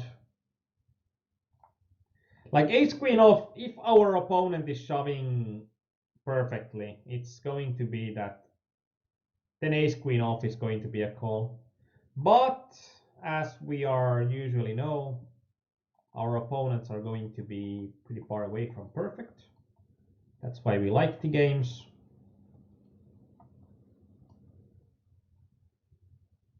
Let's see, like not horrible is around 13.5%.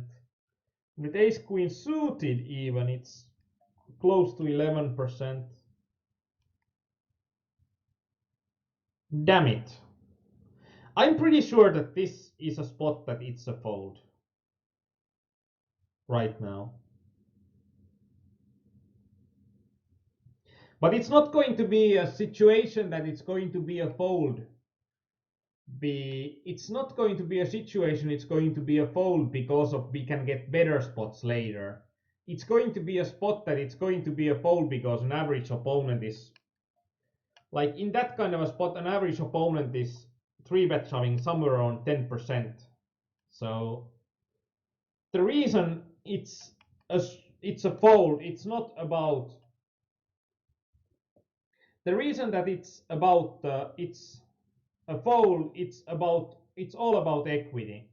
Like if we would be here, I still think that it's going to be a call, even though we are going to. So it's like Danita was right, but I think that the reason wasn't right, but Danita was right equity-wise. That I think that this is going to be a, and this is actually something that's probably going to be also interesting to look through with ICM Explorer. Like what kind of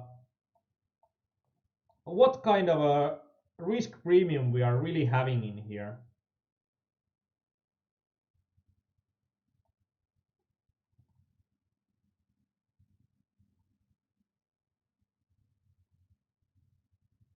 Yeah, Callan, I agree.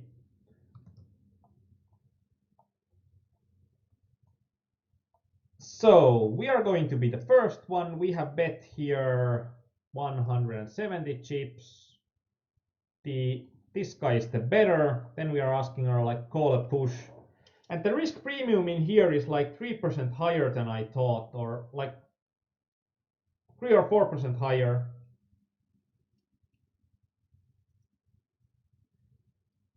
And yeah, as Callan said, that it's still going to be the harder to use system in the official version. I highly recommend everyone to use the beta version if they're using Hold'em Resource Calculator.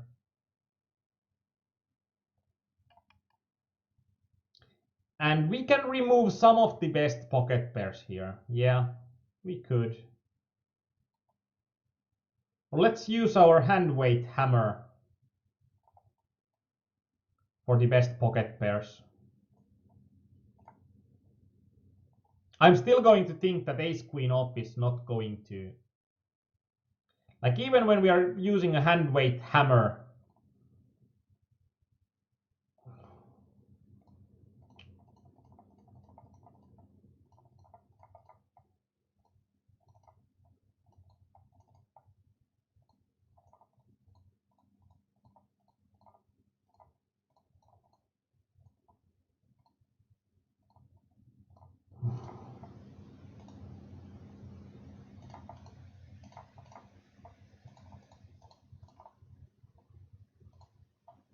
Like, even if you are looking at something like this that would have like the top hands, and it wouldn't have the hands that would be more likely that our opponent would call and hammer away, it's going to be even, like, it's still going to be like ace queen off. Like ace queen off, it's probably not going to be a horrible call here against an average player. It's just not going to be the best possible call.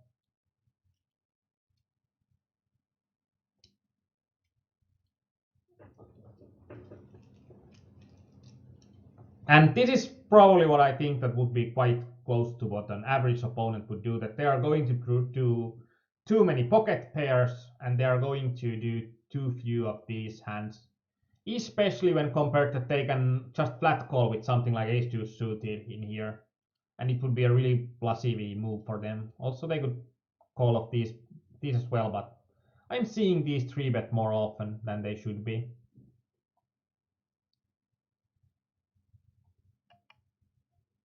But I'd have to say, if this was you and the ace 9 off was you, then you are going to get a lot of cookie points from this session. You have actually been pretty correct in those spots. Yeah, and Calleon, that's nasty ICM makes it ugly for you, ugly for ace queen off.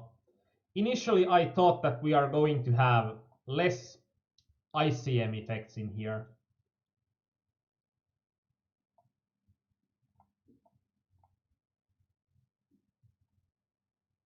And that was the point that why I didn't.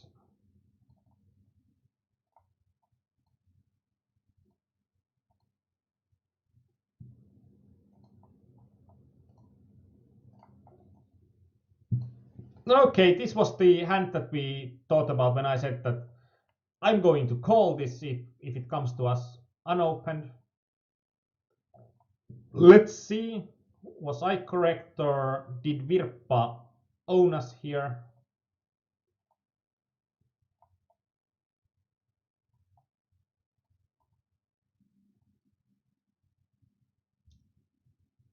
And Virpa says, how come the ICM is so ugly there? That's what I'm wondering about as well. Like, it's 5-handed.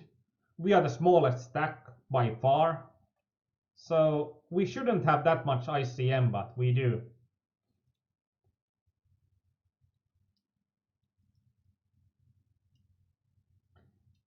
I don't think the stack depths affect the risk premium we are seeing there.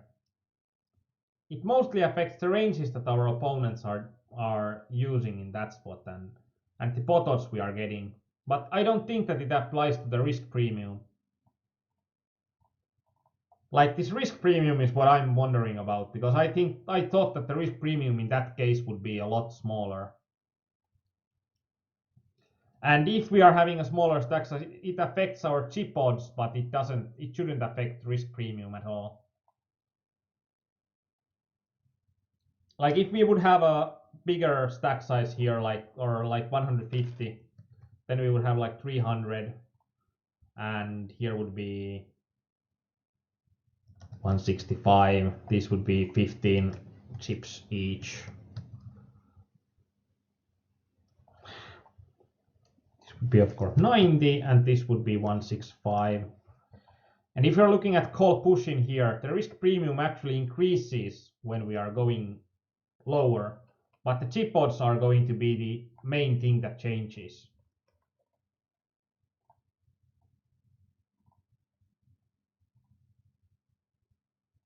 The pocket threes. We have boosters shoving. It would be the smallest sliver of unprofitability in the pocket threes here. If our opponent is having 22%, which is going to be pretty much the upper end. Like I don't think that pocket threes, like if we are watching the range versus hand equities just against our opponent, I don't think that like pocket threes, I don't think that it's ever going to be way unprofitable, but it's like minus 0.5 at around 10%. But it's not like hugely unprofitable. But also it requires our opponent to shove at least 22%.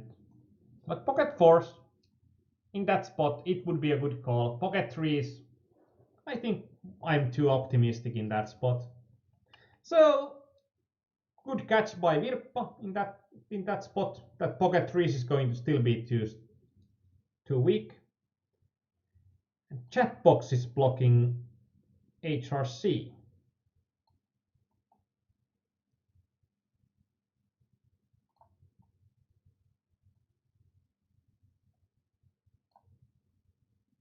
Good reminder, good reminder. Accidentally, I did increase the size too far. Sorry about that. I didn't think.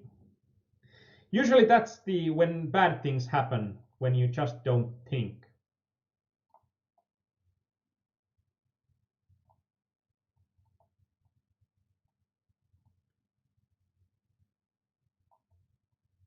I wonder what this is. Like, is this Jack 9 off profitable? I think on average it's going to be profitable. Let's check it.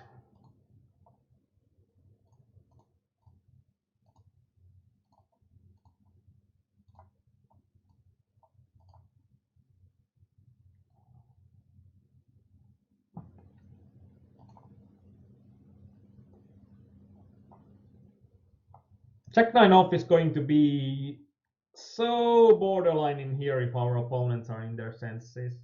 So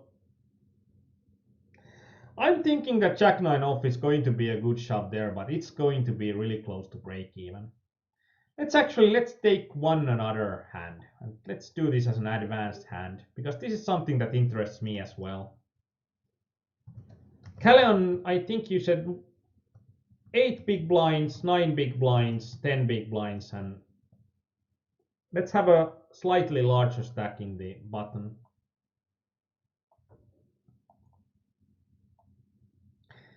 Let's first do an option of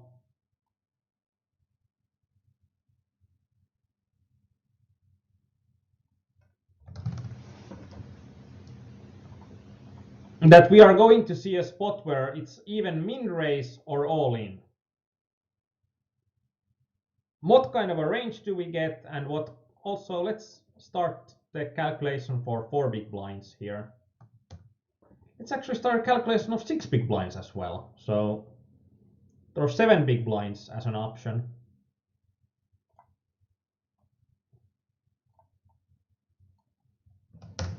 And I know this is flawed. This is so flawed, but I think this is going to be the... Like if we are thinking on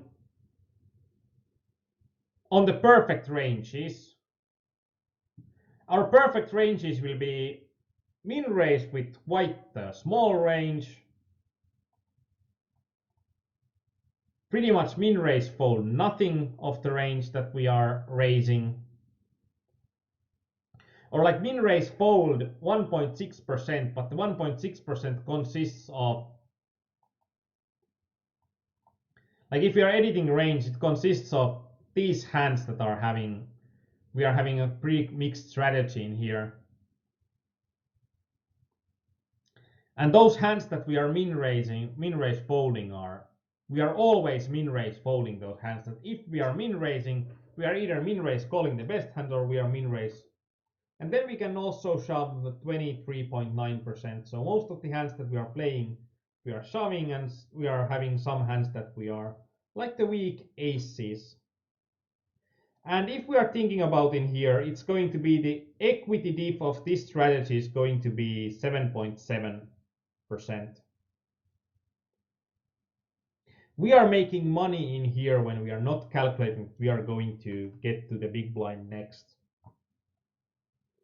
If we are thinking about the next strategy that we are opening for 4 big blinds, it's still going to be with perfect ranges. We are still only going to be able to call with pocket kings plus against one player. And like if there are 2 players, we can only call with pocket aces.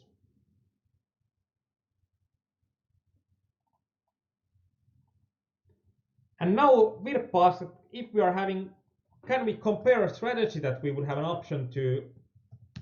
This might result in some polar bears dying and ice melting at the North Cap, but what can we do in the name of science? And like equity difference in both of these cases, like in this case, actually, we shouldn't take the, actually we should. Let's take the only all-in spot as well. Like if we are only doing all-ins here and never min raising, our equity dip is going to be 7.8.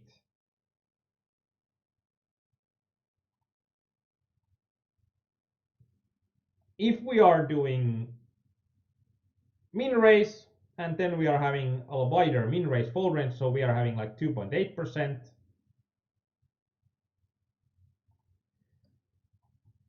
And yeah, if we are using a 4 big blind stack size, then we can see that our opponents are adjusting to that stack size.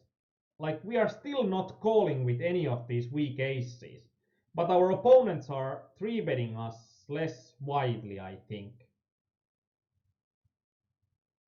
That's what happens here. Yeah, our opponents are 3-betting us less widely, so our range that we can play from cutoff increases.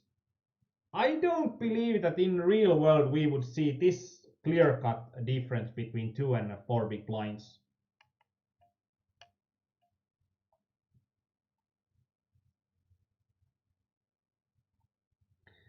If we are having an option to 2x, 4x, and shove,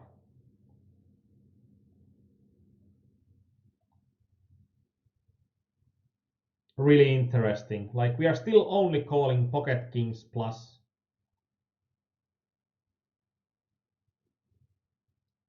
Except against the big blind. Against the big blind we are going to call all of our range that we are opening with.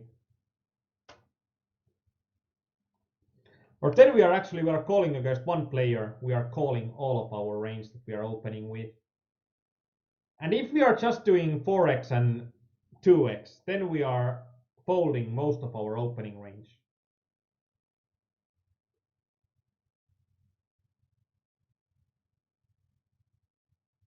And if we are having an opportunity of doing a mixed strategy with 7 big blinds and 8 big blinds, then almost all of our strategy is going to fit in the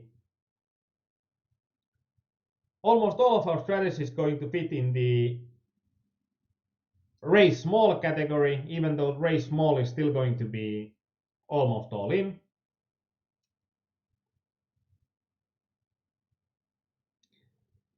And then only situations where we are going to fold are going to, of course, be the situation where there are going to be 2 players all in.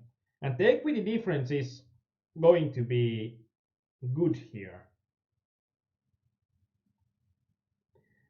Yeah, if we are mixing 2 big blind and 4 big blind and shoving, then the range that we are going to raise for 4 big blinds is then the range that we are going for 4 big blinds is going to be 0.5%.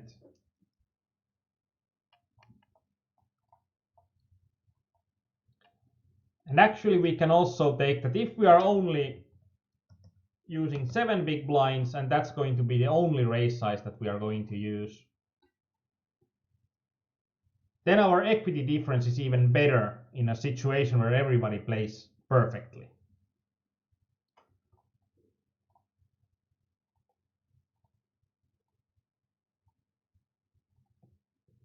And when we are looking at these situations, like where does the higher equity difference come from?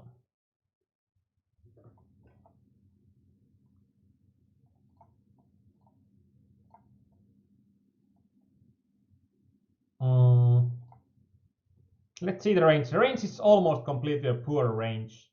So we can check that, does it come from our opponent having our button opponent having a smaller range here? Now we need to 6.6 and 8.7. What is pure range is practically pure range. So 6.6.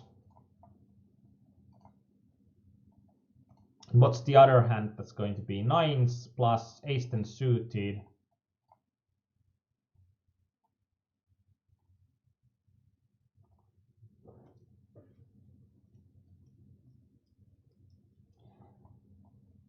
I'm thinking that more of that edge comes from the fact that Hold'em Resources is giving a smaller range when we are only opening 7 big blinds.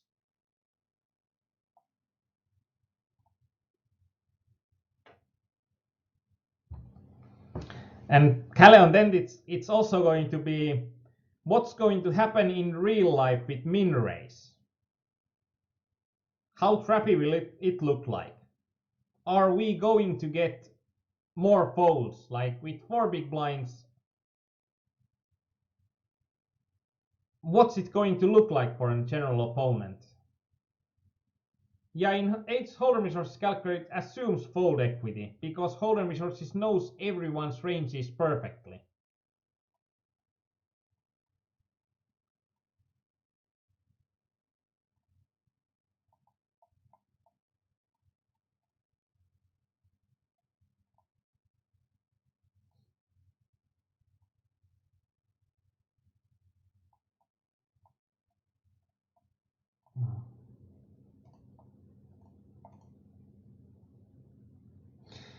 Yeah, like in here, now that we can see that there's like the equity difference of about 0.12 or 0.11 or 0.11.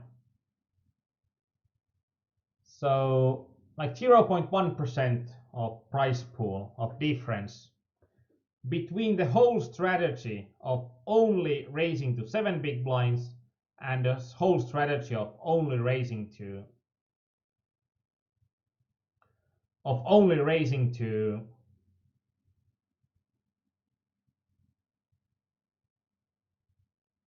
whole strategy of only raising to 7 big blinds or only raising to or only shoving. The difference of equity is going to be, so this is how much it's worth to be able to fold in And Danita, yeah, you can copy paste ranges, but you can't copy paste ranges that are not pure ranges. Like if I'm copy pasting a range that is having something like that, there is something included that's like 40%. I don't think that it copy pastes correctly. At least it didn't used to.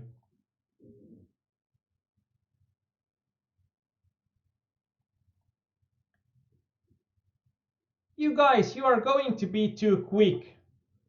Like, wait a moment. It's going to sound stupid that we are just like, yeah, no need to calculate. It's going to be better this way. Like, we are having a calculator here. So this is the option that we are having an option to. And right now, when we are using the four big blind system, let's just remove fold equity from hold'em resources calculator, that we are always going to fold or call against one player and see how it then differs.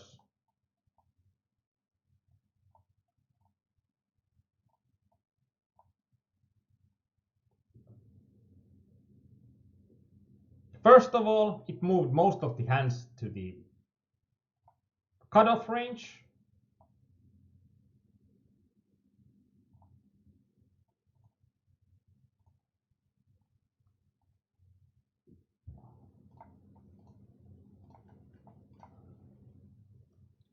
Actually, let's do a new hand on the only four big blind. I think that's going to be the optimal way to do this on hold'em resources calculator. And then just remove the fold equity from our opponent.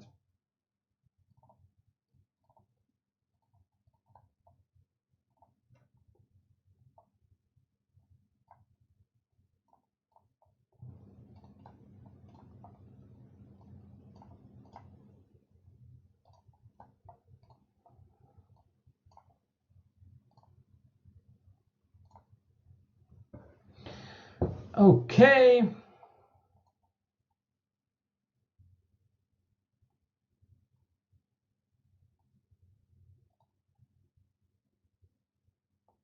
Okay, what the hell happened here? If we remove all the fold equity from our opponent,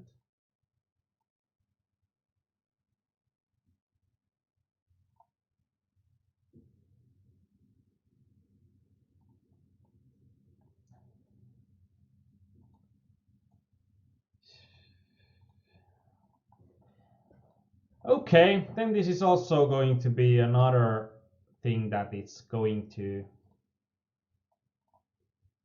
Let's now have the same range and let's recalculate it. Okay, so there is a true difference if everybody plays perfectly, but it's a bit smaller. It's still 0.1 big blinds.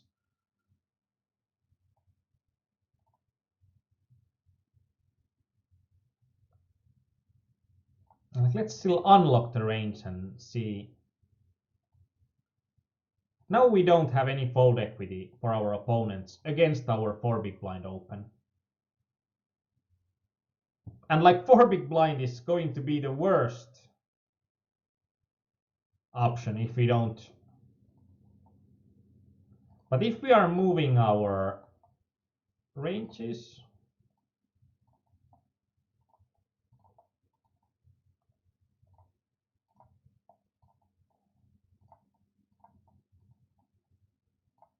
it's also interesting to see that if our opponents are not having any fold equity on us when we are the single opponent, why is their range bigger in shoving against the...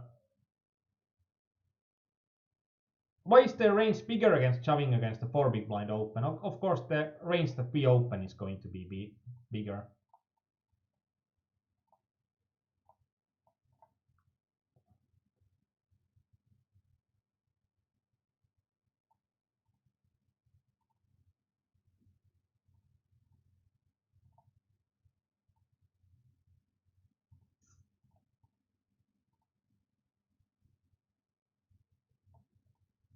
I don't get it.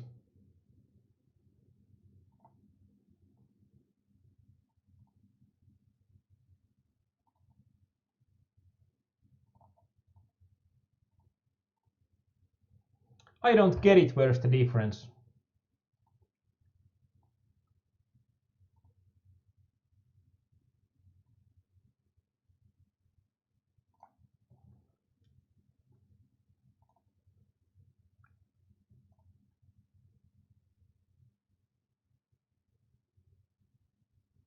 Like the EV diff is going to be way worse for the 4 big blind open.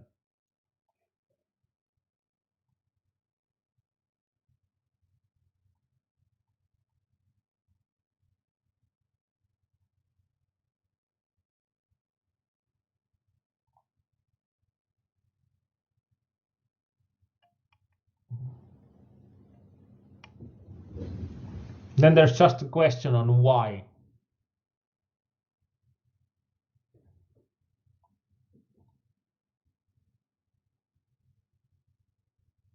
If we shove, it's going to be pocket queens plus. If we raise 7 big blinds, it's going to be kings plus and pocket queens plus ace king suited. Let's actually equalize these situations.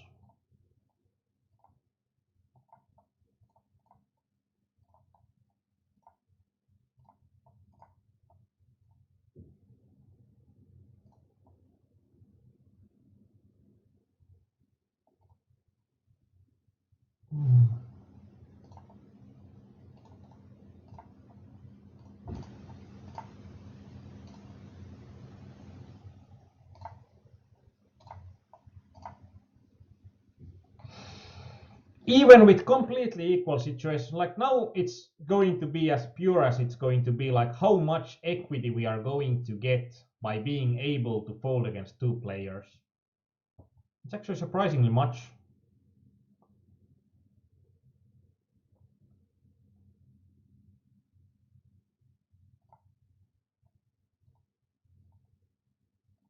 The smaller we open, the better the equity for us would be if we fold. So this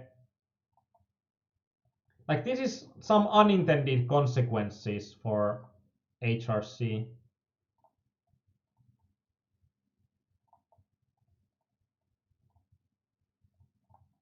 Like it's too smart with all of the ranges.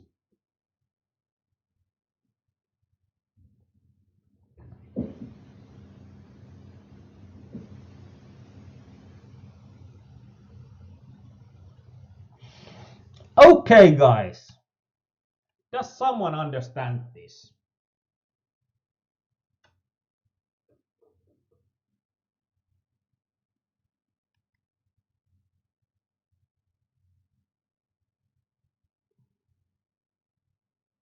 Not fun. Not having fun at all. Basically, our equity difference, when opening for 4 big blinds like this 3, like we are having this 3 in here, and this 3 should always be more favorable for us when we are opening for 4 big blinds and we can raise fold. The value of our fold should always be better in a situation where we are having 4 big blinds, 4 big blind raise size than 7 big blind raise size. But I think that there's the difference that, like in the 4 big blind situation, it changes so much of this 3 behind it. And this 3, when it's changed behind, it then removes our equity diffs. Like our equity diff is not that great because opponents behind us are not getting all in as often. Like even when this 3 is more suitable for us,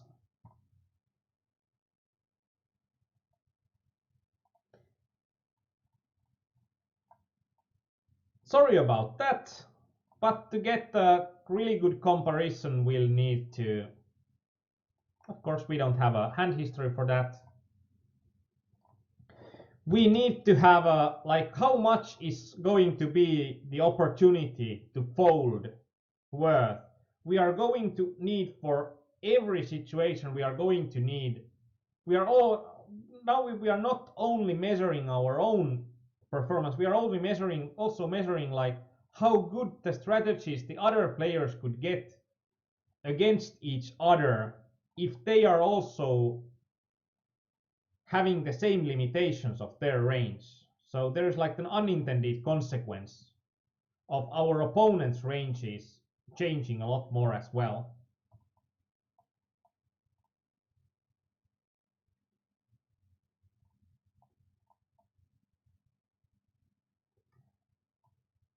Having fun with Hold'em resources calculator, like there are a lot of unintended consequences.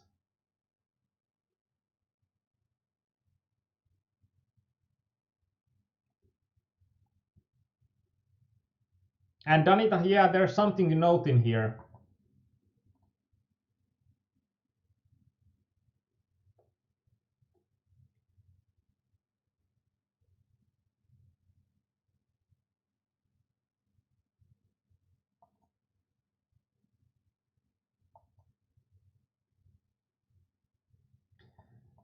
But that's going to be the problem for us, that we are not comparing apples to apples, we are comparing apples to oranges. And that's always something that you need to do when we are like trying to get to the equal footing. And right now I'm just trying to, like, I'm not trying to do rocket science here. I'm trying to just get a view on, like, how much is it worth for us to be able to fold. And it's not easy.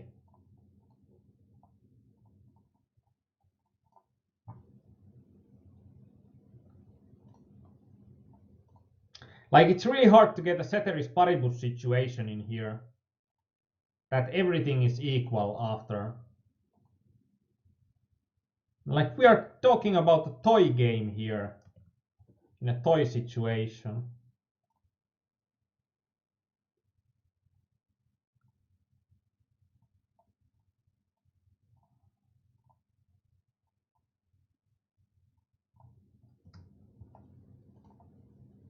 Now there should be all of the options that we are having,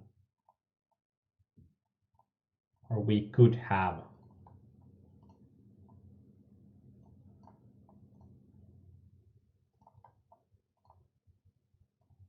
Interesting to see how much these other trees are also getting attention by Hold'em Resources Calculator.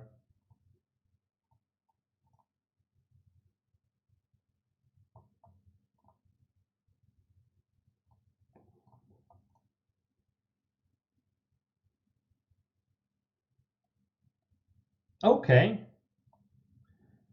Like, 4xing should be 0.748. Min raising would be 0.720. So with these like basic ranges and ranges that would find min raise facing like double the range of resistance, that I don't believe happens in real life that often, the equity differences are going to be really close together.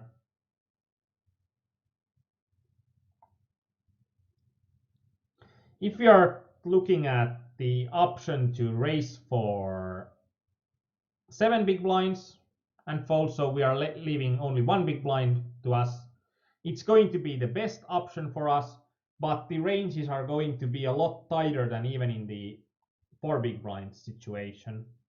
So the next thing that we are going to do with the 4 big blind and 7 big blind situation, we are going to remove the fold equity.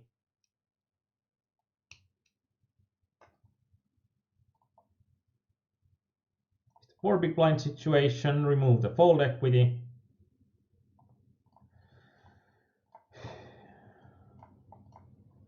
And this is a relatively simple situation still. And a relatively simple question. But still, it takes time to solve. Still, it takes time to solve properly.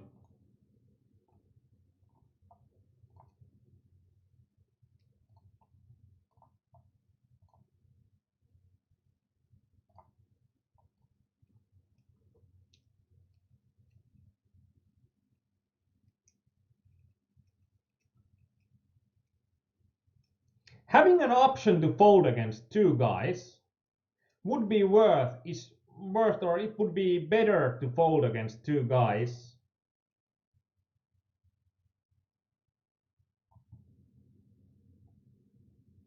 And it's going to be worth more.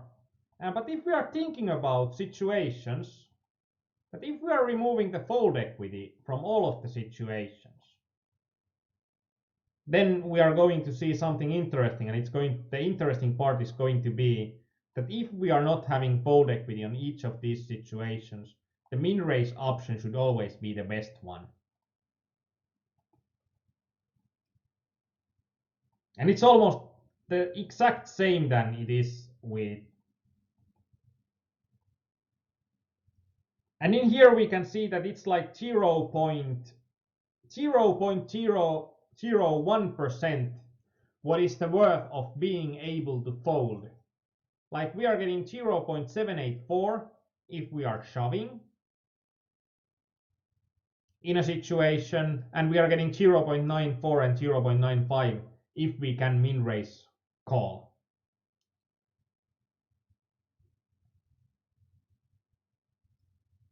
Interesting, isn't it? Of course, with heads or with, and it's in a way, it's interesting that we are getting the highest equity if we are going for with a strategy that we are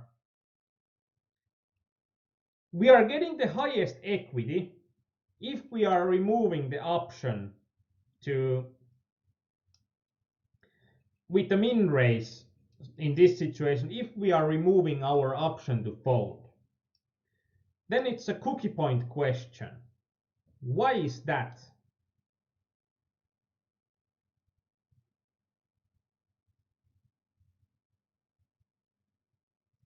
Why do we get better equity if we are not ever folding?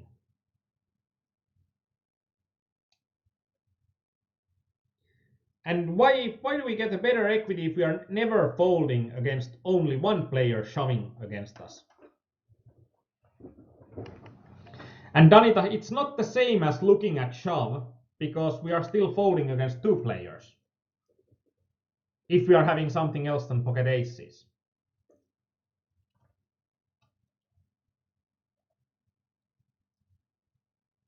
So it's not exactly the same as looking at shove. But what's going to be the key difference in Hold'em resources is ice.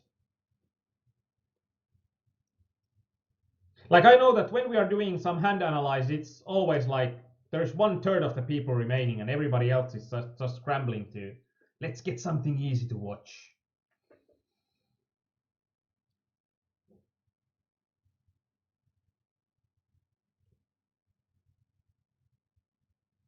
We lose less chips when folding after raising to 2 big blinds.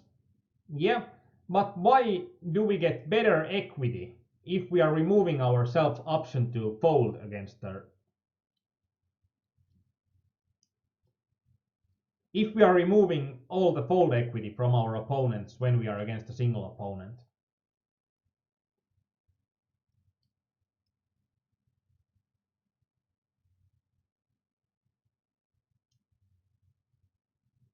Virpa says that because the villain is going to have a wider range versus just shoving.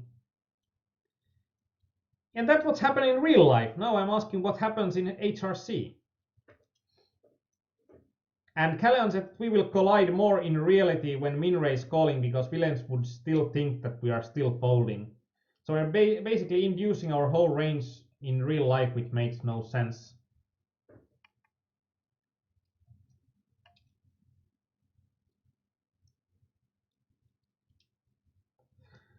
Oh wow, it's going to be easier to find answers to questions that you don't ask than questions that you do ask. But like Callion, it's when HRC, when you are not doing anything to its ranges, it's going to be that in a similar situation you are going to get 3-bet twice as often. If you are still having an option to fold, you are getting 3-bet twice as often when you are min raising than when you are raising the 4 big blinds. And that's something that I'm not completely convinced that people would play twice as wide range against a min raise than a 4 big blind raise, and then it's going to be almost completely equal in.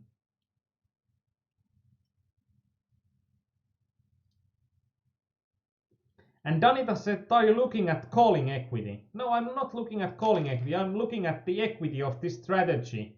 Like how much, or it's going to be that before we are executing our strategy with this hand, with all of the possible 226 hands that we can be dealt. Like with cutoff, we are having an ICM equity before this hand of 22.7%, and post the average of all possible hands that we can be dealt and our opponents can be dealt, our equity post is going to be about 0.8 times higher, like 23.5% of the price pool. But the answer I was looking for, as it's apparently not coming, the answer I was looking for, that even though we are removing options, it's going to be that, like in this case, Hold'em resources is going to be smarter than we think. If we are removing an opportunity to fold from another player, it will move the other player's ranges. Like if we are not having an opportunity to fold against after raising, we can see that our button's range is like 5 times larger if we have an opportunity to fold than if we wouldn't have an opportunity to fold.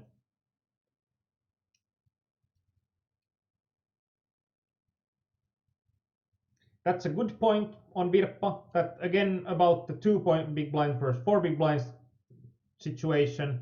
In cases we end post flop, we have a bit more leeway in when we open 2 big blinds post flop versus the presumed fish. That's also a good point.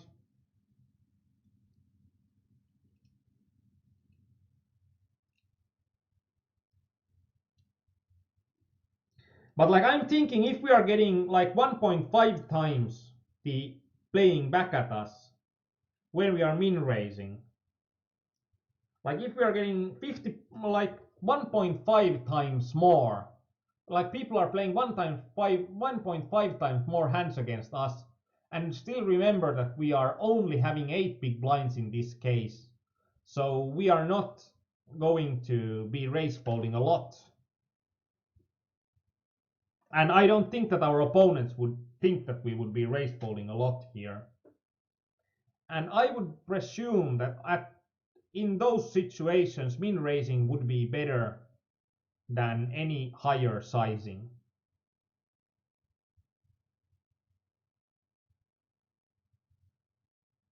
And 4 big blinds is going to be marginally better than 7 big blinds.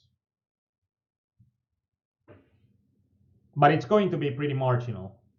It's going to be pretty marginal between 2 big blinds and 4 big blinds, and like how often this spot comes on, it's probably on my lifetime, even if I'm playing this spot the marginally better after this discussion, I'm probably losing more equity discussing half an hour of this strategy than, because this happens so rarely. And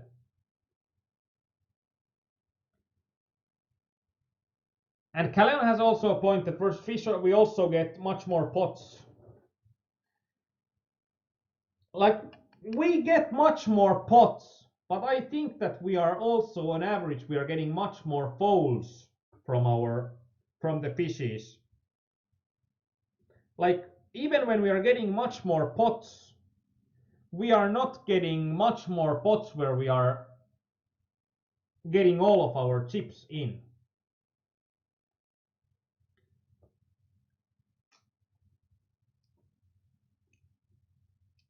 But I think that this is going to be a good time to end this discussion and carry on the forums.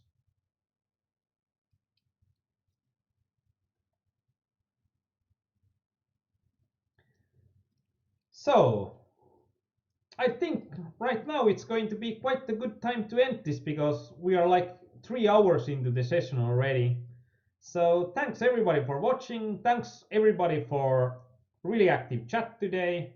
It was really nice to have a longer session here. I still think that the 2 big blinds, 4 big blinds, or all the stack minus 1 big blind discussion will still need to carry on.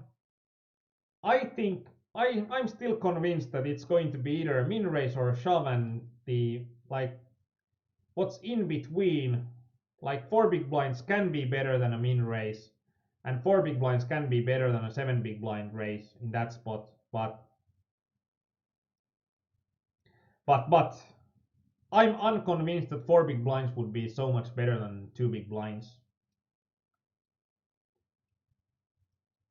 So I think that it's now time to say goodbye.